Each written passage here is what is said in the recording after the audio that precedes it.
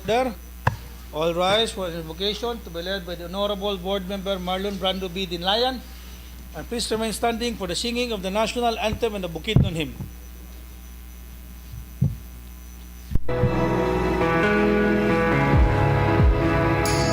You are here, moving in our midst. I worship you. I worship you. You are here, working in this place. I worship you.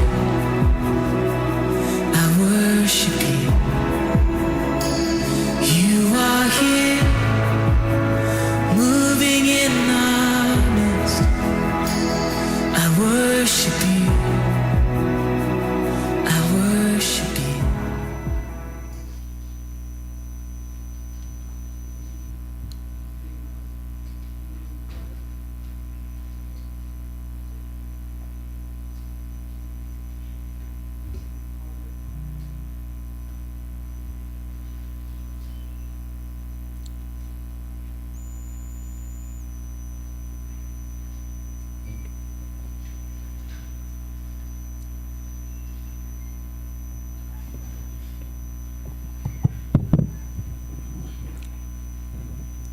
Let's pray in the name of the Father, and of the Son, and of the Holy Spirit, and even the name of Jesus. Amay dayha magbabaya, hayan kami glimbag, talangit dabugta. Nagkapasalamat kami sa kagayunan nga kami nagatigom karong hapuna. Isip mga alagad sa katawan Diyos, hatagi kami og kaalam, kalinaw sa hunahuna og kasing-kasing nga matinud-anon aron ang among mga desisyon mag-alagad sa kaayuhan sa among lalawigan ug sa among katawhan. Guide us, Lord, in our deliberations today. May wisdom, unity, and humility lead us in faithfully serving the people. In Jesus' name, amen.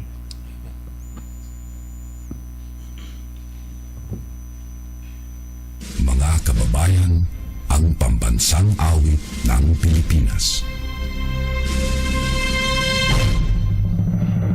Kayang magiliw, kaya sa sinangalan, alam ng puso, sa titik mo'y buhay. Lupang ininaw, kuya ka ng magiting, sa mandulubing, di ka pasisigil, sa nagatang tulong sa simoy at sa langit ang bangaw, ay hinatang tulang awit sa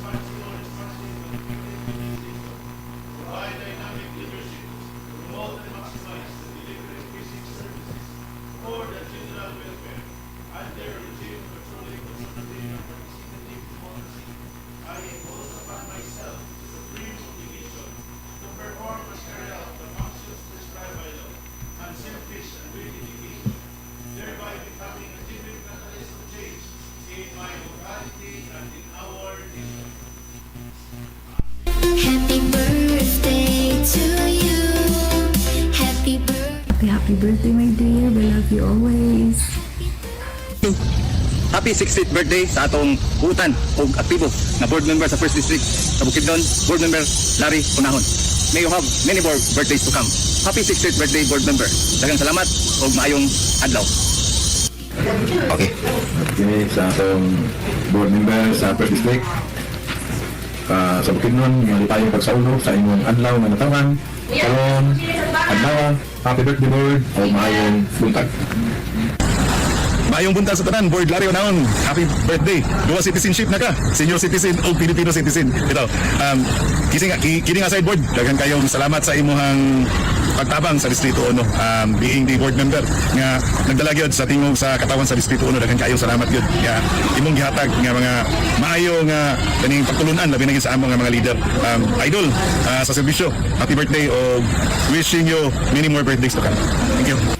Good morning, kay board member, shout out kay board member Larry Unahon. Happy birthday sa iyo, Bian. Salamat kay always sa pagsuporta sa imong kuan mo kaayo ni sa among gibunan. So, naot niya sa imong adlaw-adlawan. Magbayin ka, stay safe always, and enjoy sa inyong birthday. Chat na nga, base ko baka na sa inyong birthday.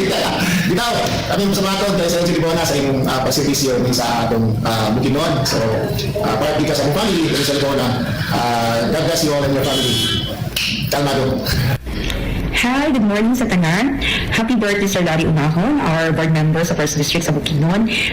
I hope na mapadayon ka sa imong kamaayo, sa imong pagserbisyo sa unang distrito sa Bukidnon, and I wish you good health and more blessings to come. From the office of the Vice Mayor, Catherine De La Rosa, thank you so much sa imong kanunay nga pagtabang sa among asa Magitbo Bukidnon. God bless and we love you. May buntag, board. Sa ngalan sa Barangay Council, sa Barangay San Distrito Laga, Bukidnon, tabot pa rin mo ang mga pagpanimbaya sa inyong ika-60th birthday celebration. Inaot pang tabot na tagaan pa ka sa Iskay sa Pangawas, duwan kasi ang maabot ka rin mo sa inyong pamilya. Panayon lang yapon sa inyong pagpanimbisyo sa First District sa Bukidnon. Sa pagka, happy birthday for Larry na. Ako din si Kagawan Alpha Omega niya sa Barangay Lulukan. Ako extend ang 60th happy birthday sa atong alangtong board member sa First District sa Bukidnon, Board Larry Unahon. Board, happy birthday. Ang lahat ko kadagat pagtaong, kapakapati sa imong tabang, pagpangalaga diri sa Bukidnon. Daghang salamat o mayong adlaw sa tanan. Yung buntag sa tanan, yung buntag kusing, nagigit sa ato ang nagsimula sa ato ang ikasasinta adlaw na tawag sa atong bumper sa ulang dito. So, yung board member, yung Sir Larry Unahon, Sir, na yung buntag sa Matanunay, kami di kanyo, sa kanan sa barangay kusing, ang imang initong matag-servisyo sa among barangay na sa Bukid sa Luna, sa Matanunay, yung mga ka na buhay po, Sir. Happy birthday, alam sa barangay council, barangay kusing, board, happy birthday.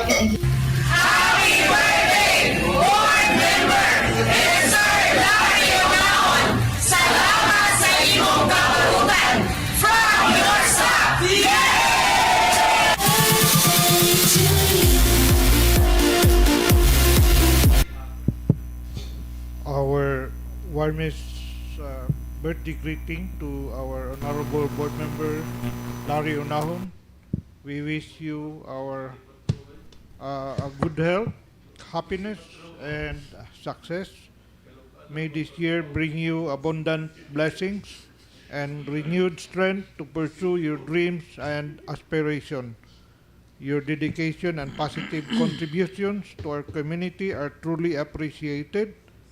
May your birthday be filled with joy, love, and family and friends, and meaningful moments that remind you how valued you are. Once again, happy birthday. May the coming years and many years be filled with prosperity, peace, and countless reasons to celebrate. From your Sangguniang Panlalawigan family and staff.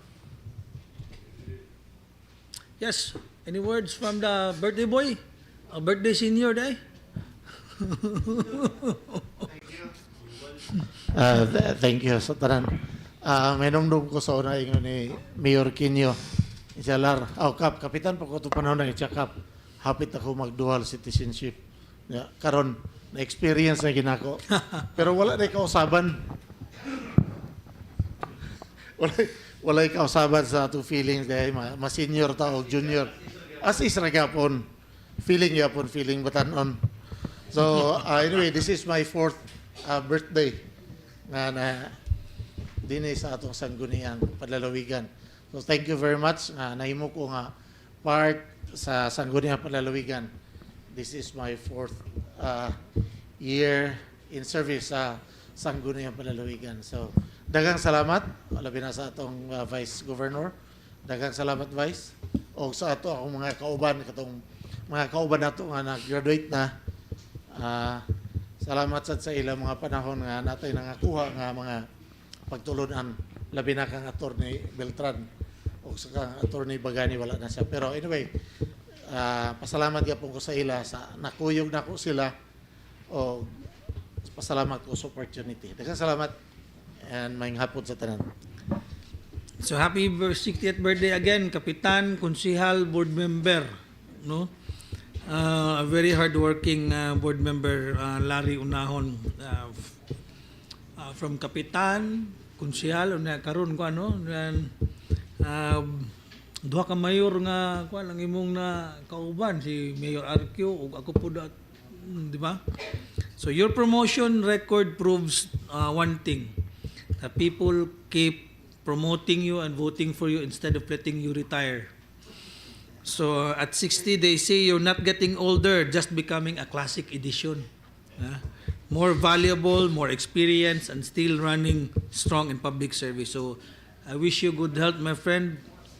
More wisdom and fewer, longer meetings this year. Although we know that's impossible. So happy birthday and cheers to 60 wonderful years. Happy birthday. Mr. Secretary, can you please call the roll? Yes, Mr. Chair. Roll call. Provincial Vice Governor Clive D. Quino. Here. Board Member Mario Jr. B. Albarisi. Board Member Godofredo I. Balansag. Board Member Minerva C. Casinabi. Board Member Bobby J. B. Dinlayan. Board Member Marlon Brando B. Dinlayan. Board Member Armando Jr. S. Evangelista. Board Member Jose Miguel S. Portich. Board Member Oliver Owen L. Garcia. Board Member Holy C. Monsanto. Board Member Eliser Isunahon. Board Member Joseph D. Palmada. Board Member Ranolfo C. Jr. G. Pipito. Absent. Board Member Christopher Lambert N. Tortola. Mr. Chair, there are 13 out of 14 members of this august body who are present inside the session hall. There is a quorum. There being a quorum, the 33rd regular session of the 20th SP is hereby in order. Majority Floor Leader. Yes, good afternoon, Honorable Presiding Officer. We will now proceed to the approval of the calendar of business, and this also includes the approval of the minutes of our previous regular session, Honorable Presiding Officer. For our first reading, we have 89 items. And in our second reading, we have 30 items. 1 item under the question hour and 14 items under the other communication. In our addendum 1, Honorable Presiding Officer, for the first reading, we have 2 items. And for the second reading, we have only 1 item. So moving for the approval of the calendar of business as presented. Objections, comments? There being none, the calendar of business for the 33rd regular session is hereby approved. Thank you, Honorable Presiding Officer. Proceeding to the approval of the minutes of our 32nd regular session of the 28th Sangguniang Panlalawigan held at the SP Session Hall, Malaybalay City on February 24, 2026. Copy of the same has been disseminated in advance. Thus, I move to dispense with the full reading of the minutes of our previous regular session. Objections, comments? There being none, The minutes of the 32nd regular session is hereby dispensed with. Thank you. And I move further for the approval of the minutes of the 32nd regular session, Honorable Presiding Officer. Objections, comments? There being none, the aforementioned minutes is hereby approved. Thank you, Honorable Presiding Officer. May we now proceed to the first reading reference. May we now recognize our Secretary, Attorney Apollo Magwali, to read the first item therein. Please proceed, Attorney Magwale. Thank you, Mr. Chair. Thank you, Before you Mr. proceed, we recognize the arrival of our board member, Honorable R.J. Pipito. Welcome. Please proceed. Thank you, Mr. Chair.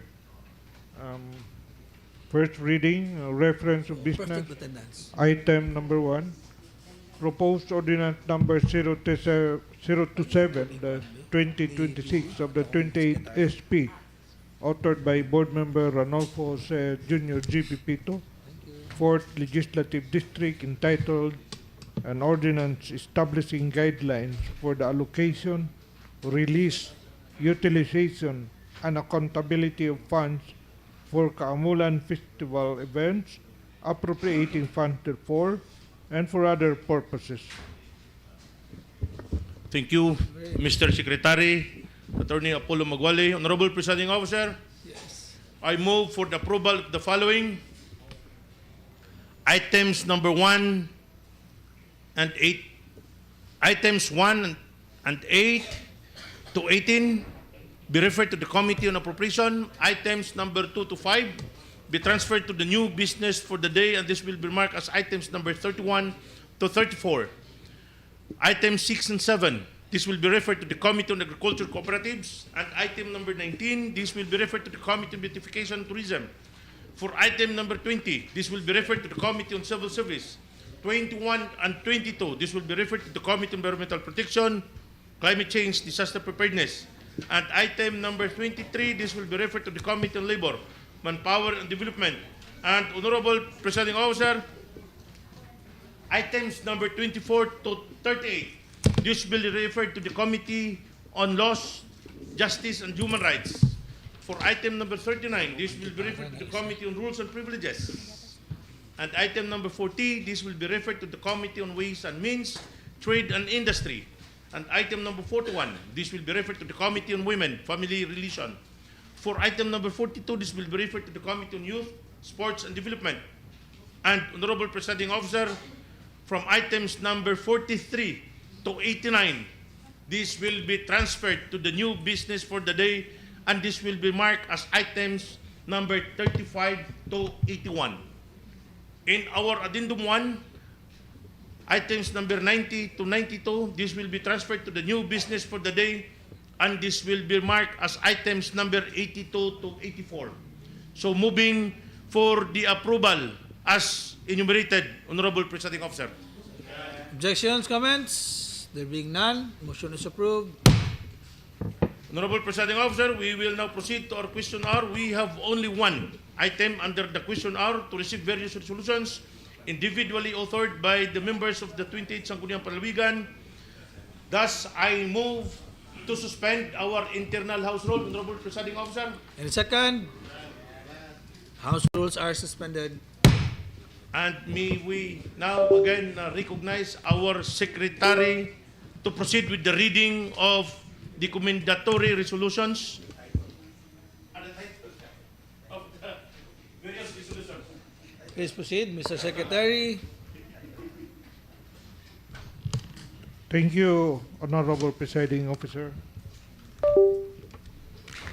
Republic of the Philippines, Province of Bukidnon, Sangguniang Panlalawigan, Resolution Number 2026-1030 of the 28th SP, passed during the 26th regular session, a resolution commending Yvonne I. Lamego, an ultimate frisbee team representative from the province of Bukidnon, for winning the gold medal during the 33rd Southeast Asian Games demonstration sport flying this held in Thailand on September 16 to 17, December rather, 16 to 17, 2025, authored by Honorable Holy C. Monsanto, Board Member, 2nd Legislative District, Province of Bukidnon. The second resolution is resolution number 2026-1022 of the 28th SP, passed during the 26th regular session. A resolution congratulating Mr. Mark April Hill B. Botel for winning the gold medal as one of the players of Team Philippines in the Flying Best Ultimate Mixed event during the 2025 Southeast Asian Games in Thailand, authored by Honorable Marlon Brando Bidinlayan, Board Member, 2nd Legislative District, Province of Bukidnon. Okay na, kitang tala nga po. Yes, may we hear from the author of the resolutions? Mr. Presiding Officer. Yes, Honorable Good afternoon, Monsanto. sir. As to the first resolution, this also a resolution commending Yvonne I. Lamigo as titled in the said resolution for her performance on the last Southeast Asian Games held in Thailand December 16 to 17, 2025. So, recognizing her effort in participating in the sport event, and not only for participation, but in giving honor to the province of Bukidnon as she won the gold medal of the event, which is the flying desk. So with that, Mr. Presiding Officer, we will be giving the resolution to our honoree this afternoon. Present ba si ma'am? Is Miss Yvonne Lamigo present?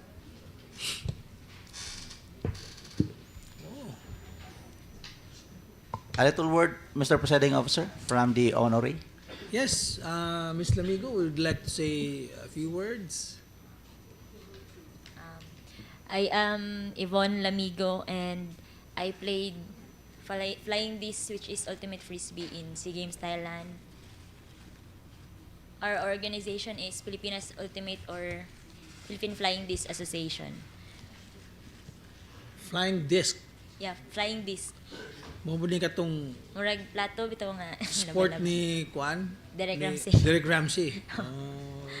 Okay. Thank you kay gitagaan mi ninyo og recognition ani nga session, and more. So this is an individual sport? Team sports. Team sport. Okay, so you're just one of how many? 18 players mi ato. 18 players? And you're the only one from Bukidnon? Hindi, duha mi sa akong isa ka teammate nga na yung mother diri, pero nibiyahe na siya karon sa Boracay kay napod siya dula dito niya. Ako pod apas pud ko karon. Mularga pud ko karon after. Mularga ka karon.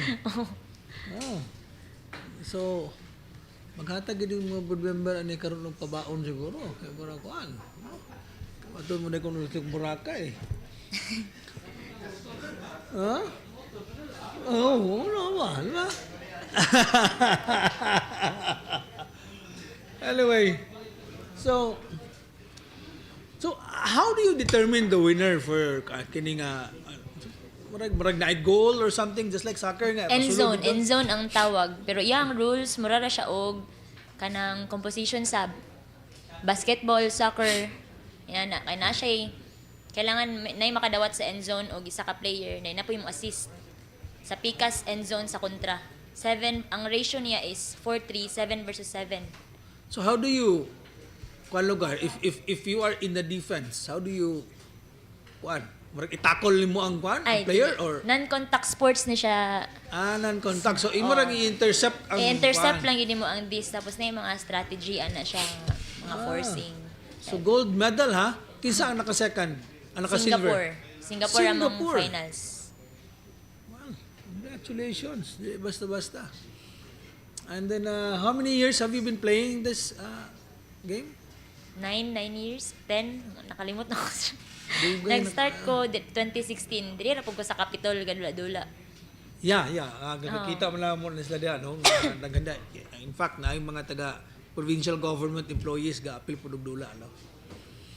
So, congratulations to you, Miss Lamigo. And then, this is the first time nga nakadaog mo og kuan, gold. Oh, sa SEA Games. First SEA Games po na mo nga. First SEA Games and then gold dayon. That deserves a big round of applause, no? First SEA Games, champion Ritso. Wow. Congratulations. So, we are very proud of you. Thank you for bringing honor to the province of Bukidnon. Thank you. And continue what you're doing. And then hopefully, this time is Southeast Asia. Next time will be the Olympics. Is this an Olympic sport? Gina-propose pa siya, sir. Gina-propose pa siya. Pero lahi siya og murag grass man to amo ang field. Murag ang gina-propose kay beach na pod. Beach. O na beach kana mo dulaan sa Boracay beach po na. Muna siya ang i-propose sa Olympic. Oh, sa Olympic nga. Okay.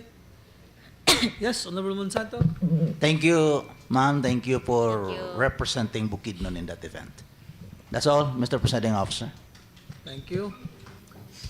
Honorable, next, Honorable Marlon Brando Dinlayan. Would like to introduce your player.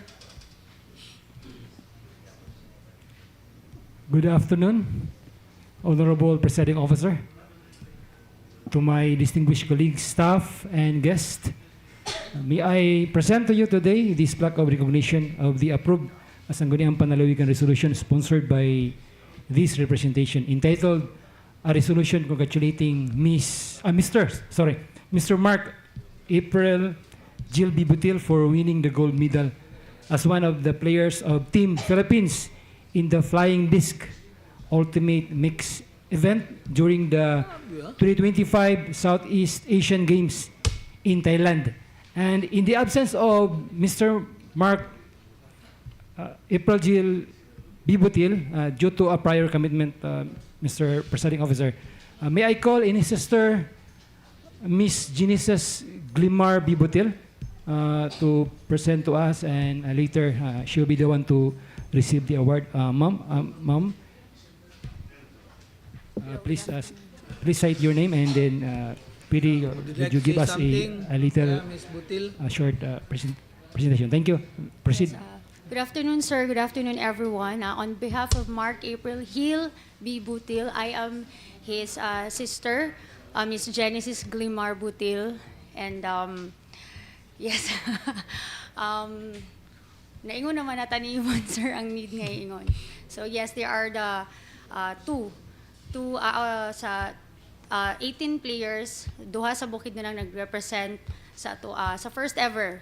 So it's a history sa SEA Games nga first nga i-showcase ang ultimate frisbee, and then nakuha sa Team Philippines ang championship. All right. Miss Butil, do you also play? Yes, sir. But you have not, walang for leisure, not really for sport. Katong pagsugod na mo, sir, kay dili pa siya inanak ka gid ang ultimate frisbee, no. So na-bless lang nga ang katong mga younger generations, bali silang Miss Lamigo ug akong manghod. Silahan na gid ni boom ang ultimate nga frisbee nga sports. Mhm. Kami dili namin kay murag kuan na. You're still young. Sing madugangan pa ang kuan Sa Masters Division na lang, sir, if Sa? ever. Masters Division. Masters Division. Yes, sir.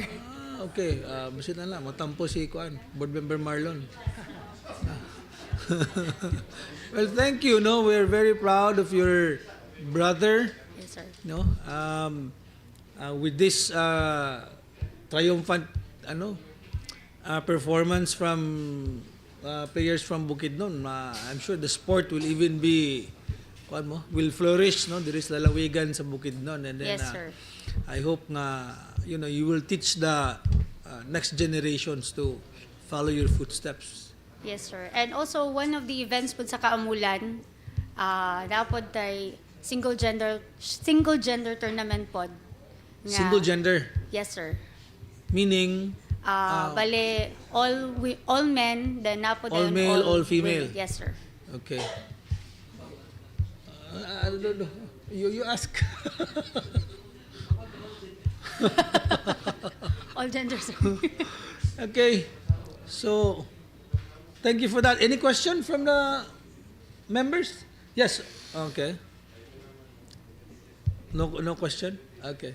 Sige, so, thank you so much, ma'am. Thank you, sir. And please give our best wishes to Mr. Butil, Yes, sir. your brother. Thank you.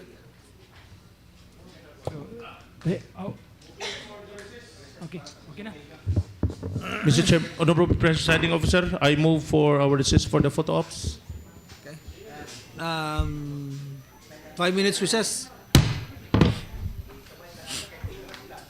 Team sila. Okay.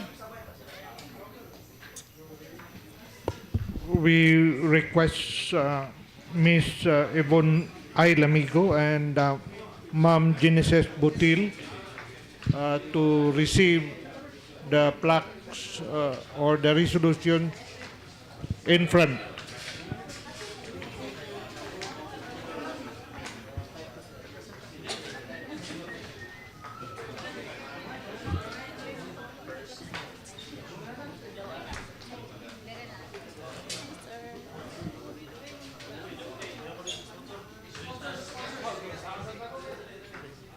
Pisto. Pisto tao, propa.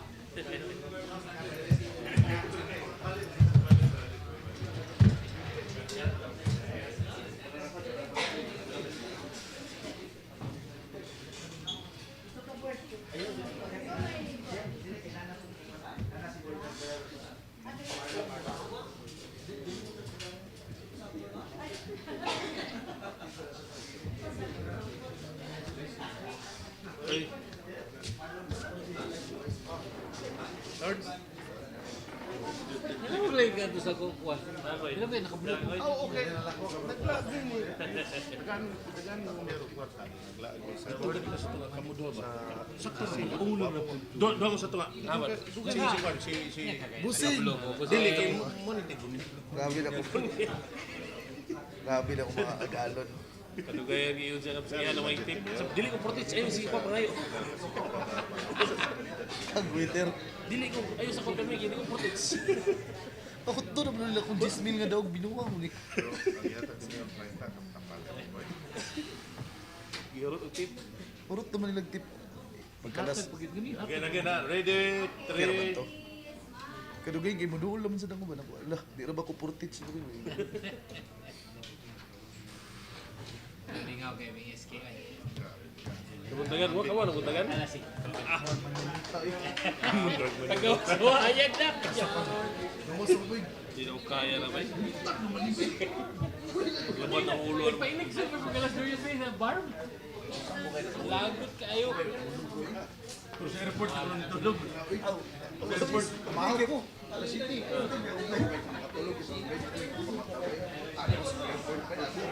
Basta si Baba Bombing, kumusakay sa van.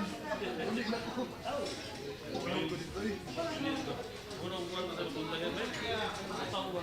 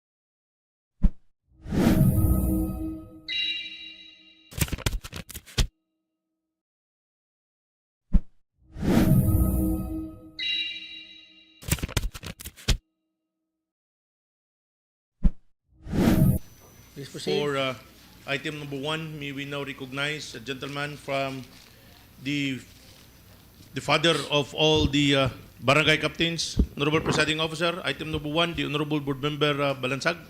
The Honorable Balansag is recognized. Go ahead, sir. Thank you, Honorable Presiding Officer. Thank you, Majority Floor. Item number 1 under committee report is a joint committee report of the Committees on Barangay and Local Government and Roles and Privileges, number 2026-B-015 and number 2026-R-708 of the 28th SB. Mr. Chairman, the Committees on Barangay and Local Government and Roles and Privileges, to which was referred Municipal Ordinance Number 2026-547 of the 12th SB 29th Regular Session enacted on January 26, 2026 of the Sangguniang Bayan of Kalilangan, Bukidnon, entitled An Ordinance Institutionalizing the Barangay Governance Excellence Awards or BHIA in the Municipality of Kalilangan, providing funds therefore and for other purposes. Have considered the same and hereby submit the findings, comments, and recommendation. The ordinance seeks to institutionalize the Barangay Governance Excellence Awards in the Municipality of Kalilangan, providing funds therefore and for the other purposes. The committees find the measures to be relevant, beneficial, and responsive to the need of strengthening grassroots governance by recognizing outstanding performance, innovation, accountability, and exemplary service among barangay officials and stakeholders. Institutionalizing the Barangay Governance Excellence Awards is consistent with the policies of good governance, transparency, community participation, and capacity building envisioned under Republic Act Number 7160, otherwise known as the Local Government Code of 1991, and complements existing national programs of the Department of Interior and Local Government that aims to professionalize local governance and encourage performance-based recognition. The committees recognize the providing incentives and recognition mechanism will motivate barangays to improve public service delivery, strengthen financial management, promote peace and order, enhance environmental initiatives, and encourage inclusive development programs that benefits constituents at the community level. Furthermore, the allocation of funds for the implementation of Barangay Governance Excellence Awards is deemed reasonable and necessary to ensure sustainability,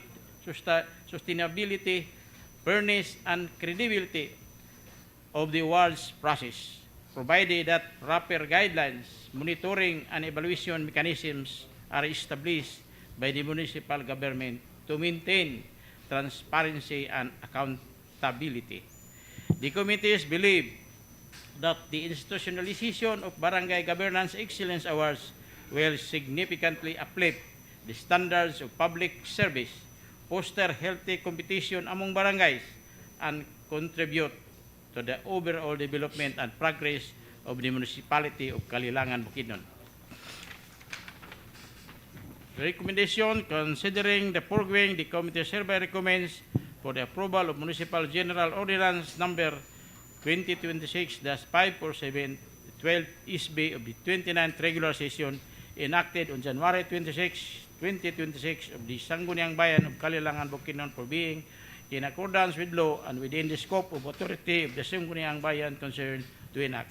So recommended for approval, Mr. Presiding Officer. Objections, comments? There being none, motion is approved. Thank you. Thank you, Honorable Balansag. Thank you, Honorable Presiding Officer. Proceeding to items number 2, 3, 4, and 5, may we now recognize a gentleman from the 4th Legislative District, the Honorable Board Member, Dr. RJ Pipito. Honorable Pipito is recognized. Go ahead, sir. Thank you, Mr. Presiding Officer. Item number 2, on the Committees on Civil Service and on Rules and Privileges, to which is referred, Ordinance number 2025-131, on the 24th regular session approved on January 27, 2026 of the Sangguniang Bayan of Impasugong, Bukidnon, entitled An Ordinance Creating the 7 Mandatory Offices and their corresponding plantilla positions of the municipal government of Impasugong, Bukidnon, providing for its organizational structure, defining their powers and duties, and appropriating funds thereof. Mr. Presiding Officer, the ordinance seeks to create the seven mandatory offices and their corresponding plantilla positions, provided for its organizational structure, defining their powers, duties, and duties in the municipality of Impasugong, province of Bukidnon. The committees found that the organizational structure is may be as presented. And number 2, administrative support services section should be established in an office. Number 3, technical position titles should not be placed below MGDHS positions, since the functions of such positions are technical in nature and not assistant department heads. Next, Senior Citizen Affairs Division can be created under the municipal mayor's office, provided that it shall be composed of permanent positions. Next, if there is an OSCA head or is honorarium based, he shall be placed on this structure below. Under the municipal mayor, Senior Citizens Affairs Division, next will be Office of the Senior Citizens Affairs Head. Next, Senior Citizens Affairs Division can be created under the municipal mayor's office, but it should not be included in the list of mandatory offices. And OSCA head should not be included in the list of proposed new plantilla positions for calendar year 2026. And last, position titles conform to LBC number 137 and the 2025 Ora Appendix C-3 and E-3. Thus, the committees, after review, hereby recommend to refer back Ordinance number 2025-131 to its origin for the compliance of the stated findings. So recommended, Mr. Presiding Officer. Objections, comments? There being none, motion is approved.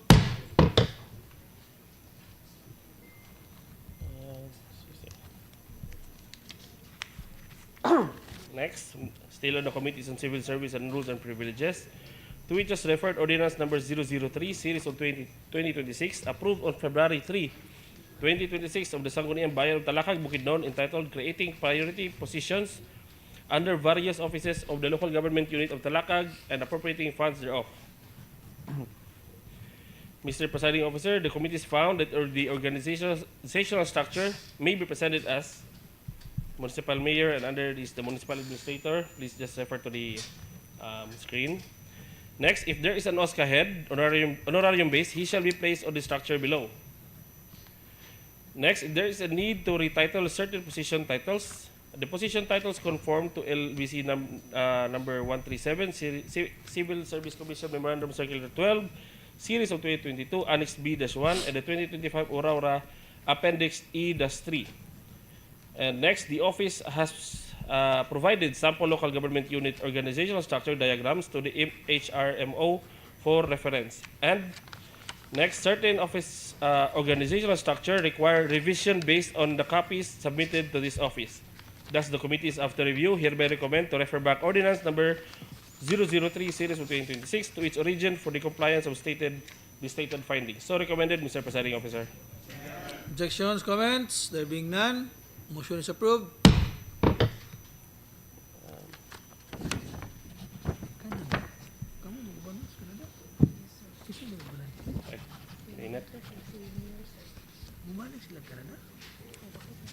Okay. Item number 4 from the Committees on Health and on Rules and Privileges, to which is referred Ordinance number 2026-2312, fourth regular session, approved on February 6, 2026 of the Sangguniang Bayan of Manolo Fortis, Bukidnon, entitled An Ordinance Establishing Guidelines for the Operation and Management of the Butika ng Bayan or BNB and its community outlets in the municipality of Manolo Fortis, Bukidnon, and for other purposes.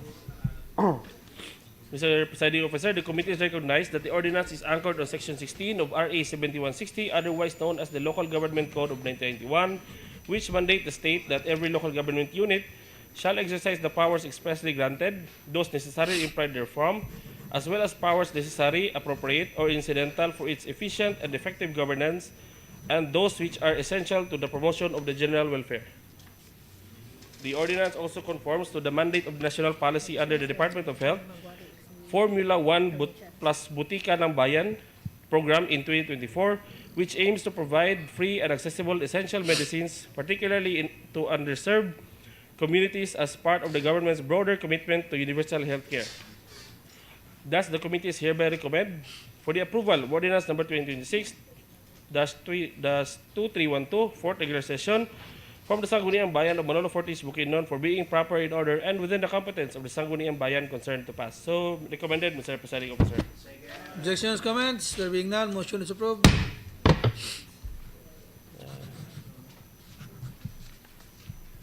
Item number 5, from the Committees on Health and Rules and Privileges, to which is referred, Ordinance Number 034, Series of 2025, approved on December 15, 2025, of the Sangguniang Bayan of Pangantucan, Bukidnon, entitled, An Ordinance is institutionalizing a group health insurance program for municipal volunteers and frontliners of the municipality of Pangantucan, Bukidnon, and providing funds therefore. Mr. Presiding Officer, the ordinance seeks to institutionalize a group health insurance program for municipal volunteers and frontliners in the municipality of Pangantucan, province of Bukidnon. The committee is recognized that the ordinance is anchored on Republic Act Number 7875, also known as the National Health Insurance Act of 1995, as amended by RA 9241 and RA 10606, which mandates that all citizens, including volunteers, must be enrolled in the National Health Insurance Program. The committee also finds that the ordinance conforms to RA 7883, otherwise known as the Barangay Health Workers Benefits and Incentives Act of 1995, which mandates that accredited BHWs are entitled to incentives, including health insurance. Recommendation that the committees hereby recommend for the approval of Ordinance Number 034, Series of 2025, approved on December 15, 2025, of the Sangguniang Bayan of Pangantucan, Bukidnon, for being proper in order and within the competence of the Sangguniang Bayan concerned to pass. So recommended for the approval, Mr. Presiding Officer. Objections, comments? There being none, motion is approved. Thank you, Mr. Chair. Thank you, Honorable Pipito. Yes, thank you, Honorable Presiding Officer. We will now proceed to item number 6 to 18. May we now recognize gentlemen from the 2nd Legislative District, the Honorable Board Member, Attorney Julius Monsanto. The Honorable Monsanto is recognized. Go ahead, sir. Thank you, Mr. Presiding Officer. Thank you, Majority Floor Leader. This is a joint committee report on the Committees on Appropriations and on Rules and Privileges on the following measures and ordinances.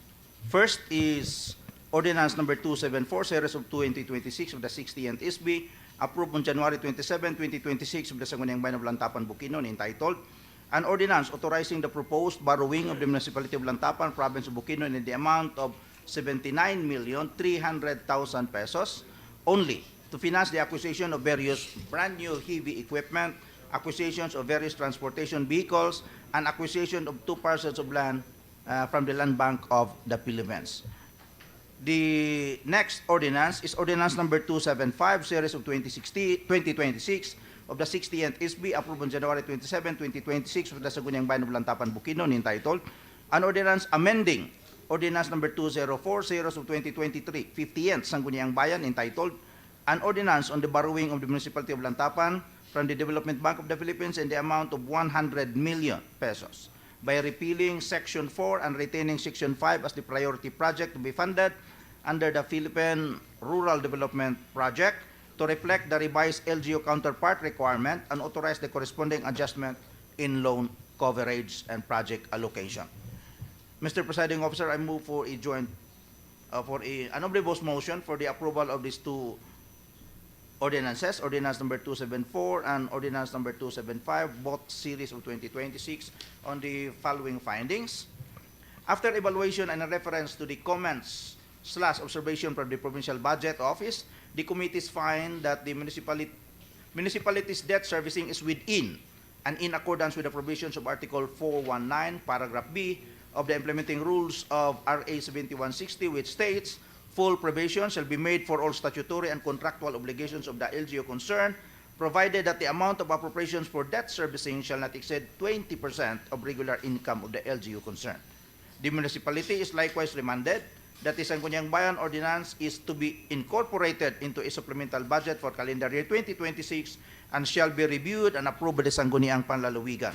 To date, no supplemental budget for the general fund for calendar year has been submitted for this purpose. Thus, the committee, after review, hereby recommend for the approval of Ordinance Number 274 series of 2026, and ordinance number 275, series also of 2026, both approved on January 27, 2026 of the Sangguniang Bayan of Lantapan, Bukidnon, for being proper, in order, and within the competence of the Sangguniang Bayan concerned to pass. Moving for the approval of the said omnibus motion, Mr. Presiding Officer.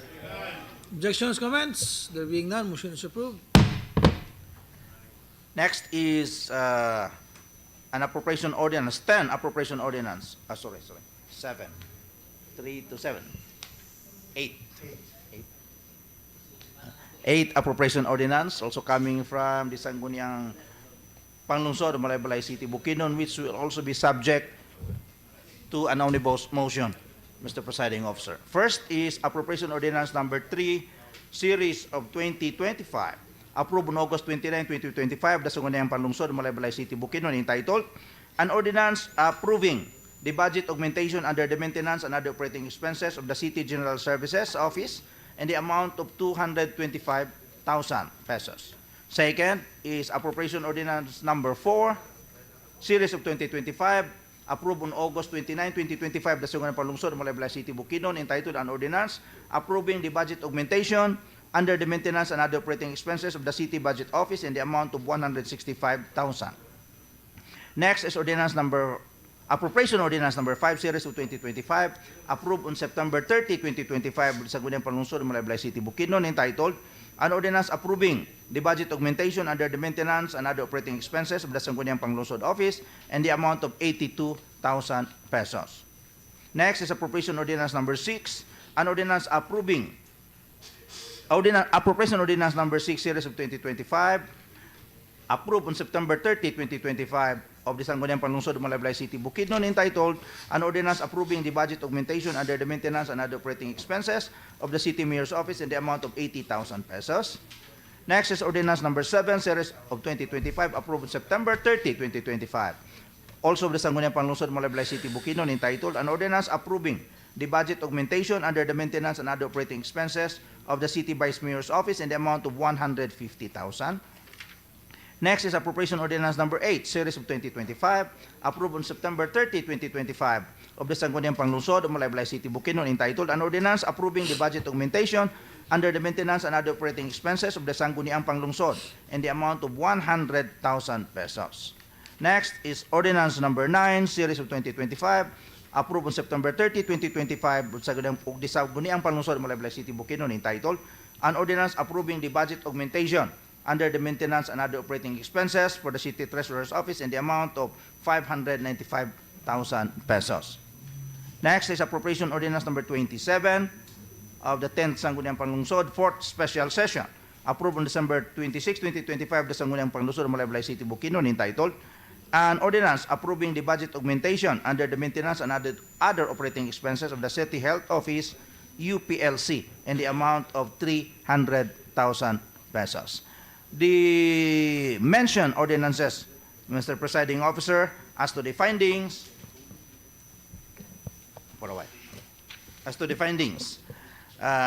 after verification of the local government unit statement of appropriations, allotment, obligations, and balances for the calendar year 2025, all indicated that the sourced OOE balances are not sufficient to support the authorized augmentation on the following offices. Thus, moving through an omnibus motion for the approval of those ordinances as mentioned, Mr. Presiding Officer. Objections, comments? There being none, the omnibus motion is hereby approved. Napelas 3. Thank you, Honorable Santo. May I continue, Mr. Chair? Yes, There are please still proceed, sir. Three more ordinances. Next is ordinance number 2192-2025, the 14th regular session, enacted on April 3, 2025, with the Sangguniang Bayan of Manolo Fortis, Bukidnon, entitled an ordinance approving supplemental budget number 2 for calendar year 2025, involving the amount of 119,704,717 pesos and 90 centavos under the General Fund and Economic Enterprise to fund for various expenditures of the municipality of Manolo Fortis, Bukidnon. As to the findings, the ordinance was duly transmitted to the Provincial Budget Office on February 5, 2026. Based on the report of the Provincial Budget Office, the committees find that the same was subjected to preliminary verification in accordance with the revised LBR Form Number 1B. This is a checklist on documentary and signature requirements for the supplemental budget prior to the conduct of the technical review. However, as the result of the such verification, the committee finds the absence of the certain budgetary documents and non-compliance with certain budgetary requirements which require attention and submission.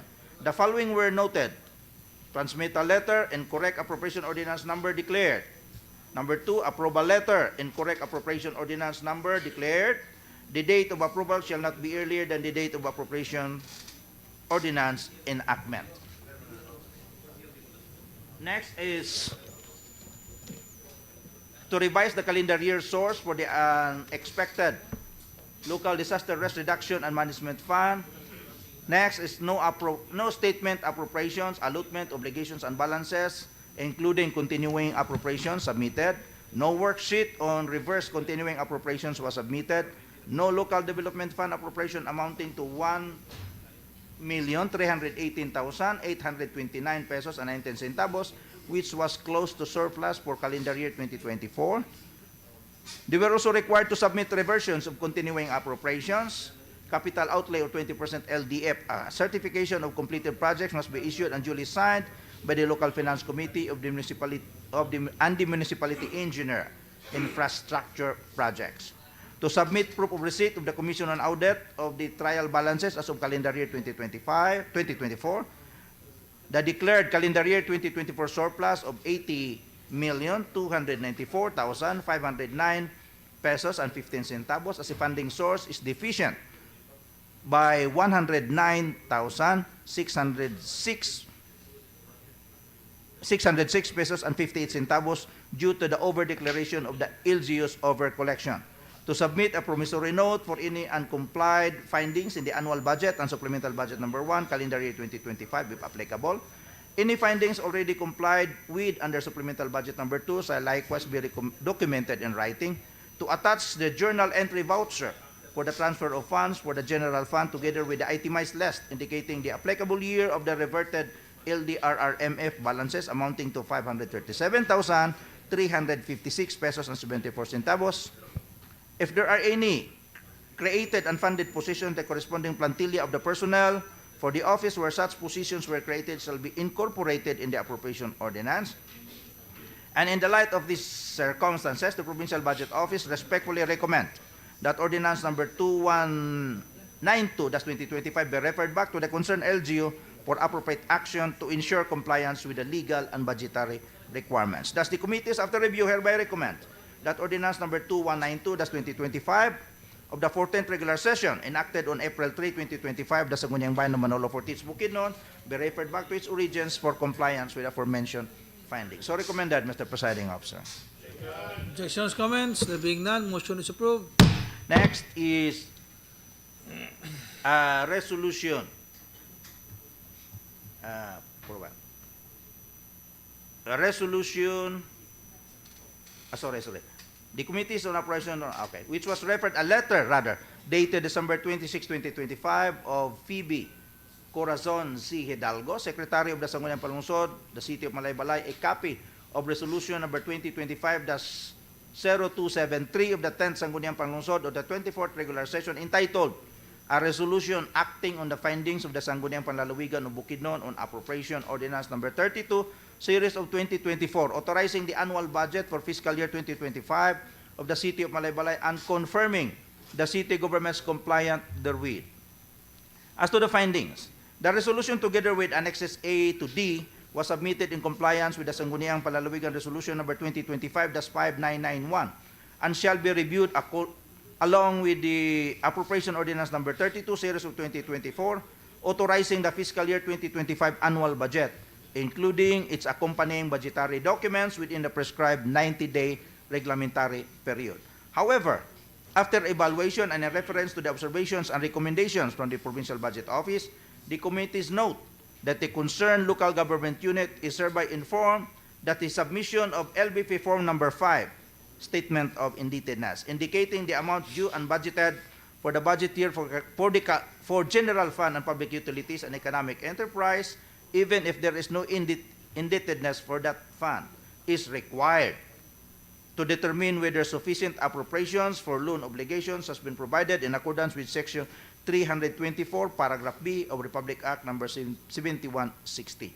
Non-submission thereof shall likewise warrant the referral back of the appropriation ordinance authorizing the annual budget. Thus, the committee, in view of the foregoing, the committee hereby recommend that resolution number 2025-0273 of the 10th Sangguniang Panlalawigan of the 24th regular session be referred back to its origins for compliance with the aforementioned findings. So recommended, Mr. Presiding Officer. Objections, comments? There being none, motion is approved. Last is Appropriation Ordinance Number 16, SB 2025-04, approved on December 18, 2025, of the Sangguniang Bayan of Quezon, Bukidnon, entitled An Ordinance Authorizing the Annual Budget for the Municipal Government of Quezon, Bukidnon for calendar year 2026, appropriating to such effect a total amount of 758,268,890 pesos, covering various expenditures for the operation of the municipal government for fiscal year 2026. As to the findings, the ordinance was duly transmitted to Provincial Budget Office on February 20, 2026. Based on the report of the Provincial Budget Office, the committee finds that the same was subjected to preliminary verification in accordance with the revised LBR Form number 1A. However, as a result of such verification, the committee finds the absence of numerous budgetary documents which require submission.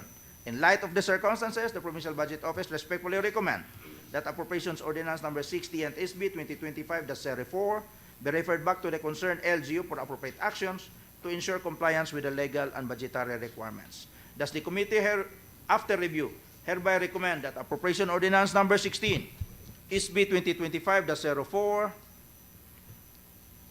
approved on December 18, 2025, with Sangguniang Bayan of Quezon, Bukidnon, be referred back to its origins for compliance with the aforementioned findings. So recommended, Mr. Presiding Officer. Objections, comments? There being none, motion is approved. Thank you, Mr. Thank Presiding you, Officer. Honorable Monsanto. Yes, Honorable Presiding Officer, we will now proceed to item number 19. May we now recognize a gentleman from the 4th Legislative District, the Honorable Board Member Attorney Wilber Owen Baba Garcia. The Honorable Garcia is recognized. Go ahead, sir.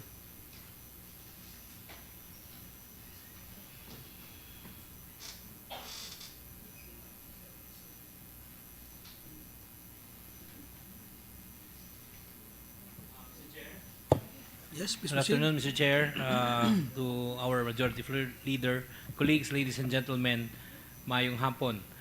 Joint Committee Report of the Committee on Laws, Justice and Human Rights and Rules and Privileges, Committee Report number L-137 and R-726. The committees to which was referred the letter dated January 19, 2025, addressed to the Honorable Vice Governor Clive D. Quino, transmitting Joint PIPOC-PADAC Resolution Number 20, Series of 2025, adopted during the fourth quarter joint meeting on November 19, 2025, entitled A Resolution Recommending the Integration of a Jail-Based Rehabilitation Center as a Condition in the Plea Bargaining Framework with Human Rights Safeguards from Drug-Related Offenders, have considered the same and hereby submit their findings, comments, and recommendations. Findings. The Sangguniang Panlalawigan of Bukidnon received the communication addressed to the Honorable Vice Governor Clive B. Quino, transmitting Joint PIPOC-PADAC Resolution Number 20, Series of 2025, adopted during the fourth quarter joint meeting on November 19, 2025, recommending the integration of a jail-based rehabilitation program as a condition in the plea bargaining framework for drug-related offenders with human rights safeguards. Records from the Philippine National Police Bukidnon indicate a notable incidence of drug-related recidivism among released persons deprived of liberty, highlighting the need for strengthened localized rehabilitation and reintegration mechanism within the province.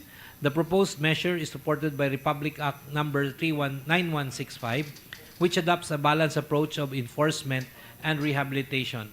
Administrative Matter Number 18-03-16 SC authorized plea bargaining in drug cases, relevant policies of the Department of Interior and Local Government and the Bureau of Jail Management and Penology, including BJMP Memorandum Circular Number 119, Series of 2021 on jail-based drug reformation centers, and Board Resolution Number 7 Series of 2022 of the Dangerous Drugs Board affirming BGMP's authority to operate such facilities.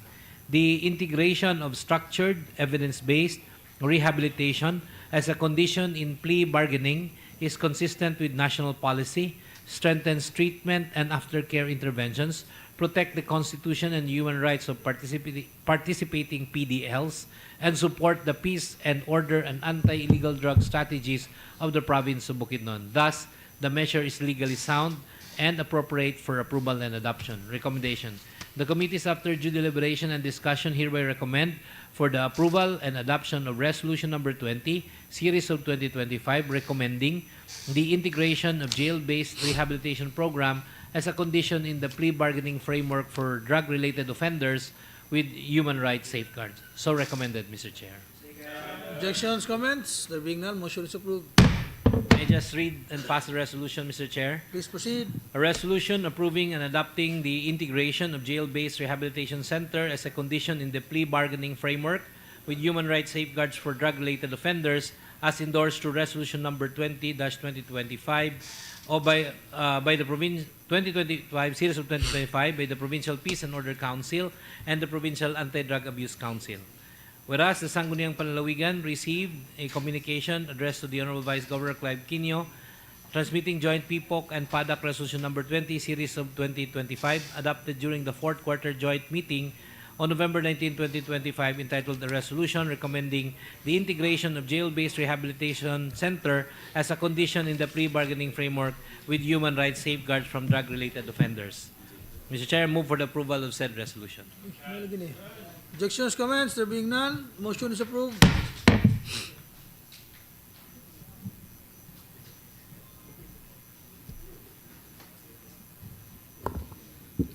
Honorable Presiding Officer, proceeding now to item number 20 by this representation. Please proceed, sir. Thank you. This is a joint committee report, the Committee's Environmental Protection, Climate Change, Disaster Preparedness, and on Rules and Privileges, to which was referred an Ordinance Number 1299-2025 during the 20th regular session approved January 12, 2026 of Sangguniang Bayan of Damulog, Bukidnon, entitled "Prescribing the Mandatory Waste Segregation or Sorting at the Source of the Municipality of Damulog, Providing the Penalties for Violation thereof and for Other Purposes." Have considered the same by submitting findings, comments, and recommendation. The ordinance seeks to prescribe mandatory waste segregation at the source in Damulog is needed to promote environmental protection, public health, sustainable waste management by requiring household, businesses, and institutions to sort waste properly. The municipality can reduce pollution, minimize landfill use, and encourage recycling. Clear penalties for violation ensure compliance and accountability, fostering discipline among residents. These measures also aligns with the national solid waste management policies, empowering Damulog to build a cleaner, safer, and more resilient community while preserving the resources for future generation. Enshrined Republic Act 9003, also known as the Ecological Solid Waste Management Act of 2000, it requires all local government units to implement segregation solid waste at the point of generation, ensuring the proper disposal, recycling, and resource recovery. Additionally, the Local Government Code of 1991 empowers municipalities to enact ordinances that protect public health and promote environmental sustainability. However, this ordinance is ultra vires for exceeding the authority granted under the Local Government Code. The ordinance, however, enumerates additional provisions, sections, and sanctions not authorized by law, thereby unlawfully expanding the municipal legislative power and rendering the offending provisions void.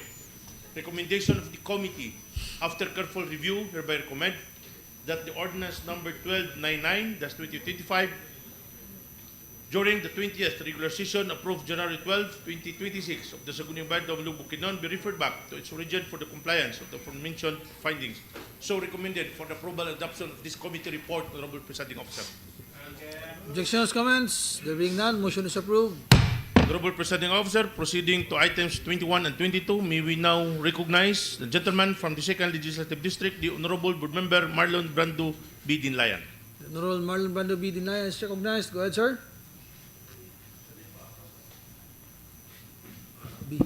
Thank you. our Majority Floor Leader and Mr. Presiding Officer. Good afternoon, and to my distinguished colleagues. I have only two joint committee report of the Committees on Ways and Means, Trade and Industry, and on Rules and Privileges. First item, Mr. Chairman, the Committees on Ways and Means, Trade and Industry, and on Rules and Privileges, to which was referred Executive Order number 019 series of 2025, dated November 25, 2025, from the Office of the Municipal Mayor of Kitao-Tao, Bukidnon, entitled An Order for the Creation of a Local Price Coordinating Council in the Municipality of Kitao-Tao, have been considered the same and hereby submit its findings, comments, and recommendations. Findings. The Executive Order is consistent with Republic Act number 7160, otherwise known as the Local Government Code of 1991, which empowers local government units to implement measures related to consumer protection, including stabilizing prices of basic necessities and essential goods, which provides the legal basis for establishing such council. The state will effectively and sufficiently protect consumers from hoarding, profiteering, and cartels related to the supply, distribution, marketing, and pricing of goods, particularly during calamities, emergencies, or when there is widespread illegal price manipulation. All retail goods must be publicly displayed with tags or labels showing their prices and sold uniformly at the stated price without discrimination. Except for exempted classes of establishments, the Local Price Coordinating Council in the Municipality of Kitao-Tao must be organized to properly monitor, enforce regulations, and apprehend unscrupulous individuals or business establishments that take advantage of the public health emergency. Moreover, the Local Price Coordinating Council in the Municipality of Kitao-Tao shall carry out, implement, and enforce all the policies and decisions of the National Police Coordinating Council, and to recommend actions or steps to correct unwarranted price increase and supply shortages. Recommendation: considering the foregoing, the committees hereby recommend for the approval of Executive Order number 019 series of 2025, dated November 25, 2025, from the Office of the Municipal Mayor of Kitao-Tao, Bukidnon, for being in accordance with the law and within the scope of authority of the local chief executive concerned to promulgate. So recommended, Mr. Presiding Officer. Objections, comments? There being none, motion is approved. My last item, the same joint committee report, Ordinance number 1076, series of 2026, approved on February 9, 2026, of the Sangguniang Panlalawigan of Malabala City, Bukidnon, entitled An Ordinance Institutionalizing Anniversary-Based Renewal of Business Permits in the City of Malaybalay, specifying the requirements for application and for other purposes, have been considered the same and hereby submit its findings, comments, and recommendations. Findings: Republic Act number 11032, otherwise known as the Ease of Doing Business and Efficient Government Service Delivery Act of 2018, mandates all local government units to streamline procedures and adopt measures that will improve and expedite business-related services. Section 129 of Republic Act 7160 states the power to create sources of revenue. Each local government unit shall exercise its power to create its own sources of revenue and to levy taxes, fees, and charges subject to the provisions hereof, consistent with the basic policy of local autonomy. Such taxes, fees, and charges shall accrue exclusively to the local government units. To implement the said law, various memorandum circulars were issued by the concerned agencies of the government to promote efficiency and business registration procedures and effective service delivery of local government units by ensuring the applicable regulatory procedures and requirements do not unnecessarily constrain the start and continued operation of businesses. Institutionalizing anniversary-based application of business permits in the city of Malaybalay will allow businesses to spread transactions throughout the year, decongest business permits, renewal periods, and improve government service delivery. Recommendation. Considering the foregoing, the committees hereby recommend for the approval of Ordinance Number 1076, Series of 2026, approved on February 9, 2026 of the Sangguniang Panlalawigan of Malaybalay City, Bukidnon, for being in accordance with the law and within the scope of authority of the Sangguniang Panlalawigan to enact. So recommended, Mr. Presiding Officer. Objections, comments? There are none. Motion is approved. Thank you, Mr. Presiding Officer. Thank you, Honorable Dinlayan. Majority floor. Yes, Honorable Presiding Officer. We will now proceed to item 23 and 24 for these two items. May we now recognize our SKFED, the Honorable Board Member Tortola. The Honorable Tortola is recognized. Go ahead, sir. Hello, good afternoon, Mr. Presiding Officer, and to all my colleagues. With the indulgence of our Secretary, Mr. Chair, Mr. Presiding Officer, this is the Committee on Youth, Sports and Development and on Rules and Privileges, to which referred Ordinance Number 202607, approved on February 5, 2026, of the Sangguniang Bayan of Maramag, Bukidnon, entitled An Ordinance Institutionalizing the Federation of the Pag-asa Youth Association of the Philippines, or PIAP, of Maramag, Bukidnon, providing on its composition, powers, and duties of its members, and appropriating fund therefore, have considered the same and hereby submit their findings, comments, and recommendation.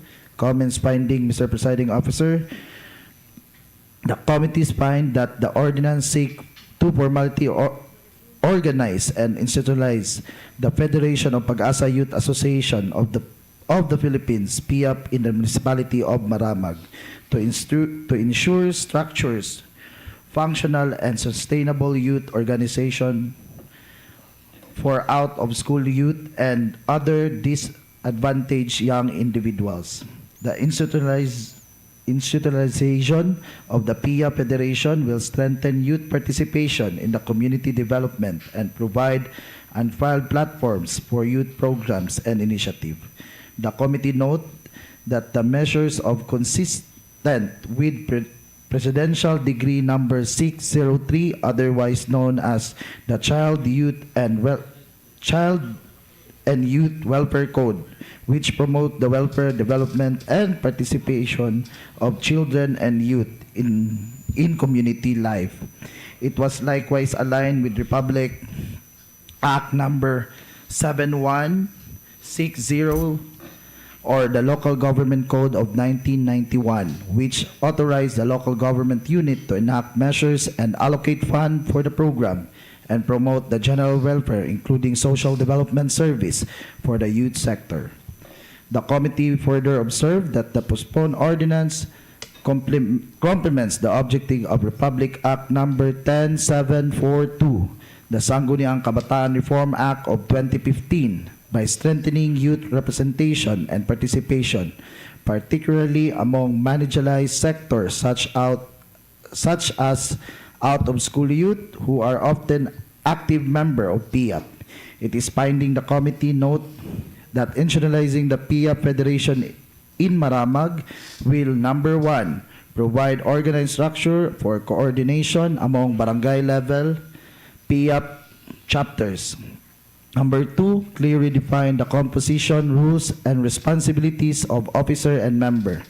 Number 3, enhance partnership between the municipality, government, MSWDO, and youth organization. Number 4, promote leadership development, skills training, and social involvement among out-of-school youth.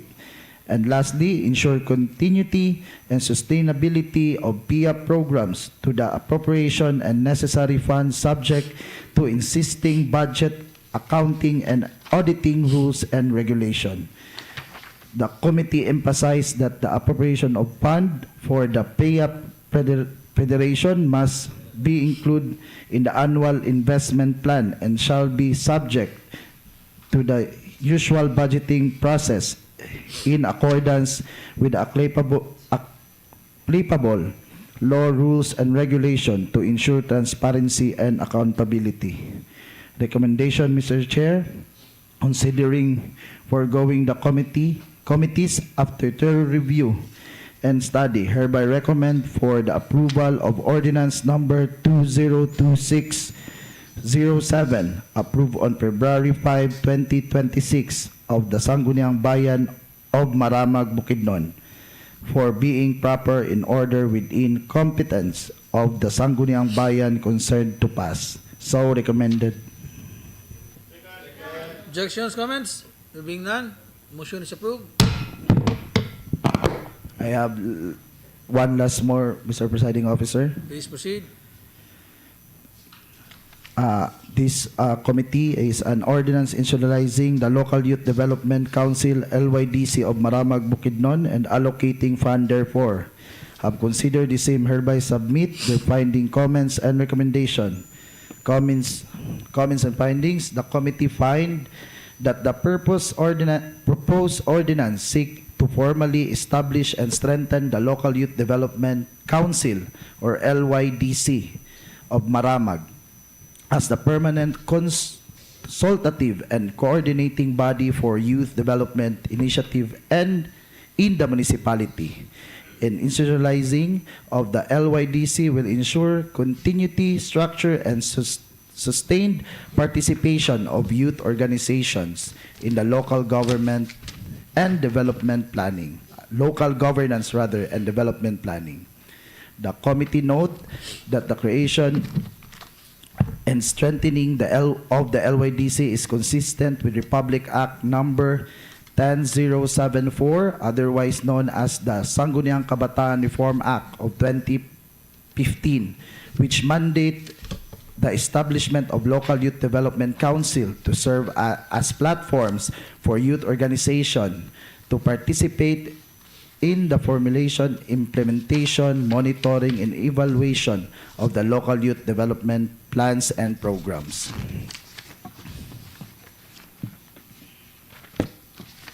The committee likewise find that the ordinance is harmony with Article 2, Section 13 of the 1987 Philippine Constitution, which recognized the vital role of the youth in nation building and directs states to promote and protect their overall well-being.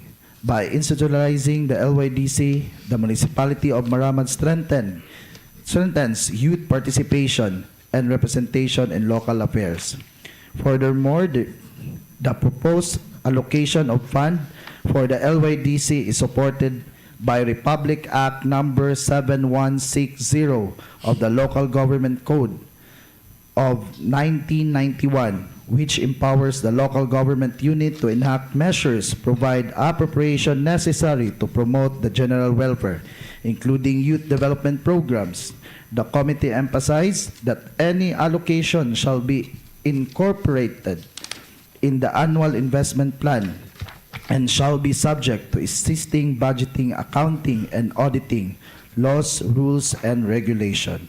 Recommendation, Mr. Presiding Officer, Considering foregoing, the committee, after thorough review, the study hereby recommended for the approval of ordinance number 2022680, approved on February 5, 2026, of the Sangguniang Bayan of Maramag, Bukidnon, for being proper in order within the competence of the Sangguniang Bayan concerned to pass. So recommended. Objections, comments? There being none, motion is approved. And before anything else, I just want to thank all the members of the Committee Youth and Sports. Thank you, Mr. Chairman. For other matters. Thank you, Honorable Presiding Officer. Proceeding to item number 25, the Honorable, the gentleman from the 3rd Legislative District, the Honorable Board Member Jomik Fortis. The Honorable Fortis is recognized. Go ahead, sir. Thank you, Mr. Presiding Officer. Thank you, Majority Floor Leader. Joint Committee Report number 013, 28 SP of the Committee on Agriculture and Cooperatives, and Committee Report number 732 of the Committee on Rules and Privileges, to which was referred Municipal Ordinance number 2026-546 12 SB 29th regular session enacted on January 26, 2026 of the Sangguniang Bayan of Kalilangan, Bukidnon, entitled An Ordinance Institutionalizing the Municipal Gardening Program of Kalilangan to promote food security and address malnutrition, have considered the same and hereby submit their findings, comments, and recommendations. Comments, findings.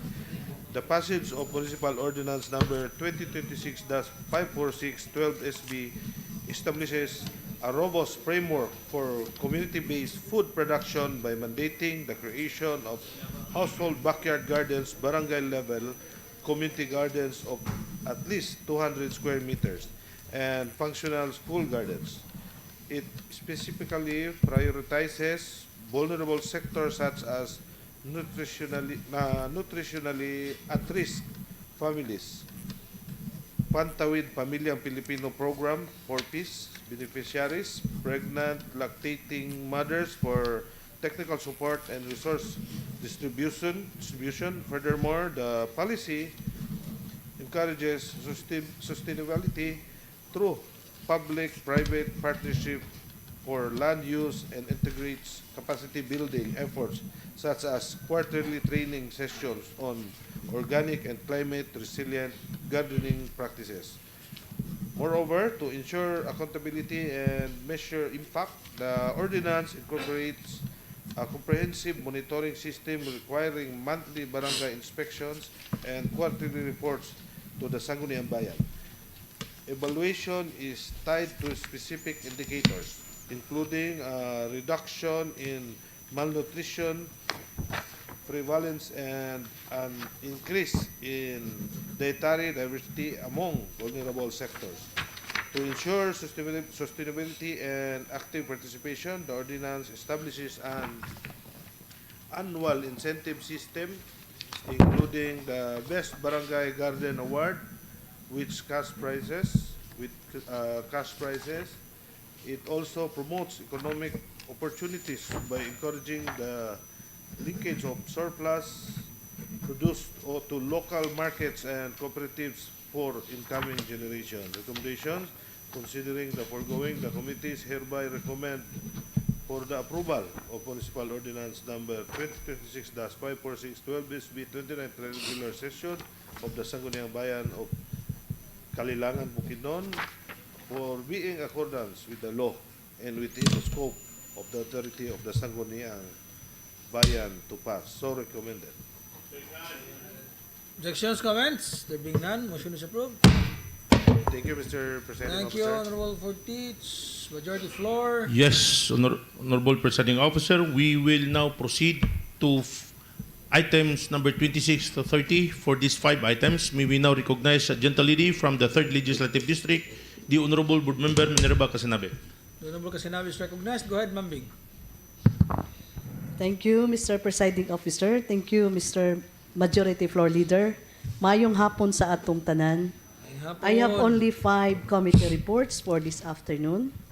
First, Mr. Chairman, the Committees on Women and Family Relations and on Rules and Privileges, to which was referred Ordinance Number 027-2025 of 16th SB enacted on December 9, 2025 of the Sangguniang Bayan of Don Carlos Bukidnon, entitled An Ordinance Establishing the Don Carlos Rape Victim Assistance and Protection Program, providing for the establishment of a rape crisis center, and authorizing the appropriation of funds therefore in accordance with Republic Act Number 8595, otherwise known as the Rape Victim Assistance and Protection Act of 1998.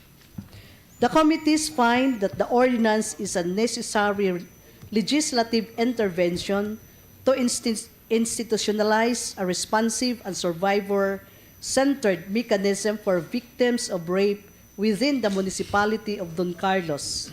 The absence of a structured local program and crisis facility hampers the prompt delivery of medical, legal, and psychosocial services essential to the protection and recovery of victims.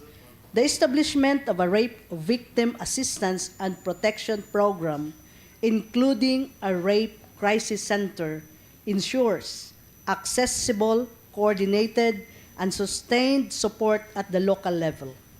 Article 2, Section 11 of 1987 Philippine Constitution, which provides that the state values the dignity of every human and person and guarantees full respect for human rights.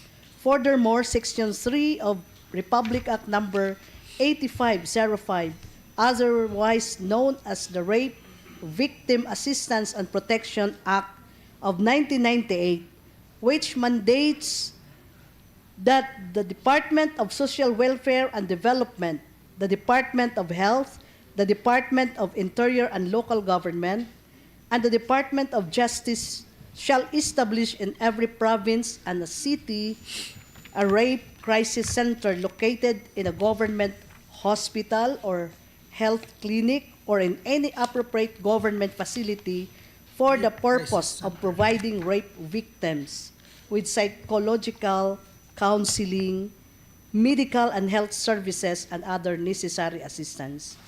The ordinance operationalizes the state policy of justice and protection of human dignity by localizing the mandate under Republic Act Number 8505 within the municipality of Don Carlos. The creation of a rape crisis center and the authorization of funds constitute a valid implementation of the statutory directive requiring the establishment of facilities that provide integrated services to rape victims.